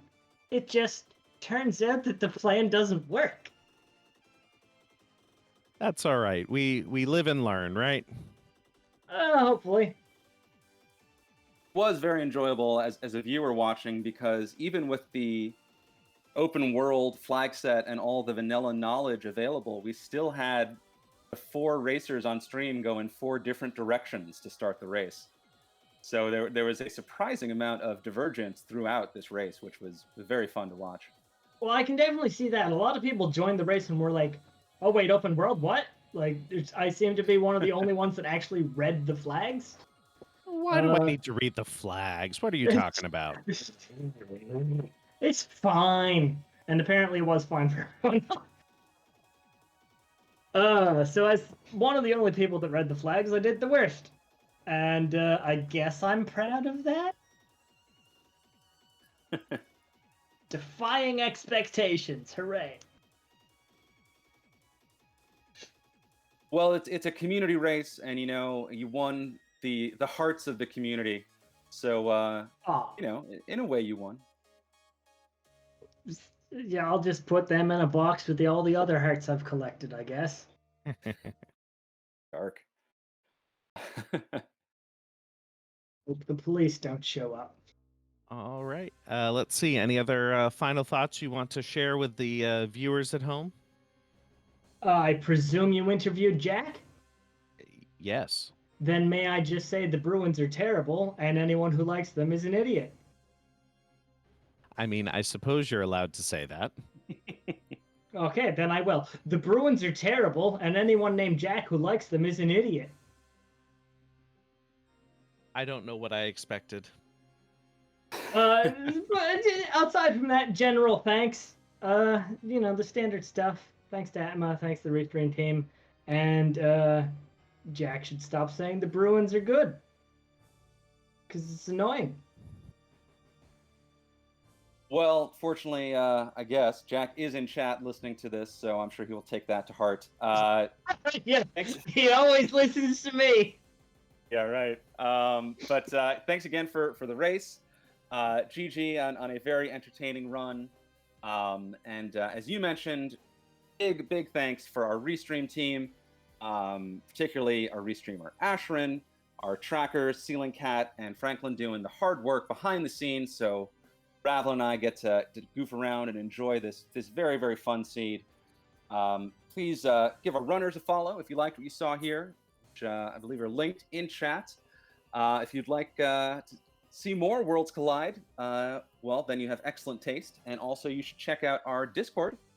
And if you are interested in checking out this brand new 0.9.2 Worlds Collide version that is coming out, check out the dev.ff6wc.com link. And I don't know, thanks for watching. Ravlin, do you want to take us home? Yep. Other than that, I don't have too much to add, except I want to see a couple new faces in the Discord this week. Come in, join us, play a couple of seeds, ask some questions. We have lots of people around who are ready and willing to help new players if you want to just play for fun, or if you want to get up to racing form. We have the resources and the people around to help you get where you want to go on your Worlds Collide journey.